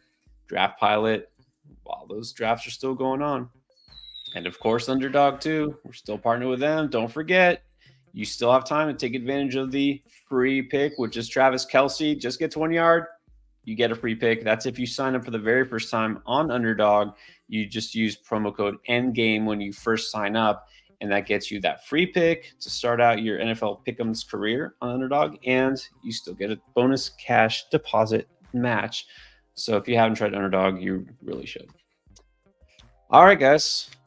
Thank you, everyone. We'll be back for some more Q&A not too long from now. And, of course, all the videos to help you win week 1 are still coming out. You probably have seen the start sit. If you haven't, go watch the start sit videos where we break down every single game and almost every player that could possibly matter at every position.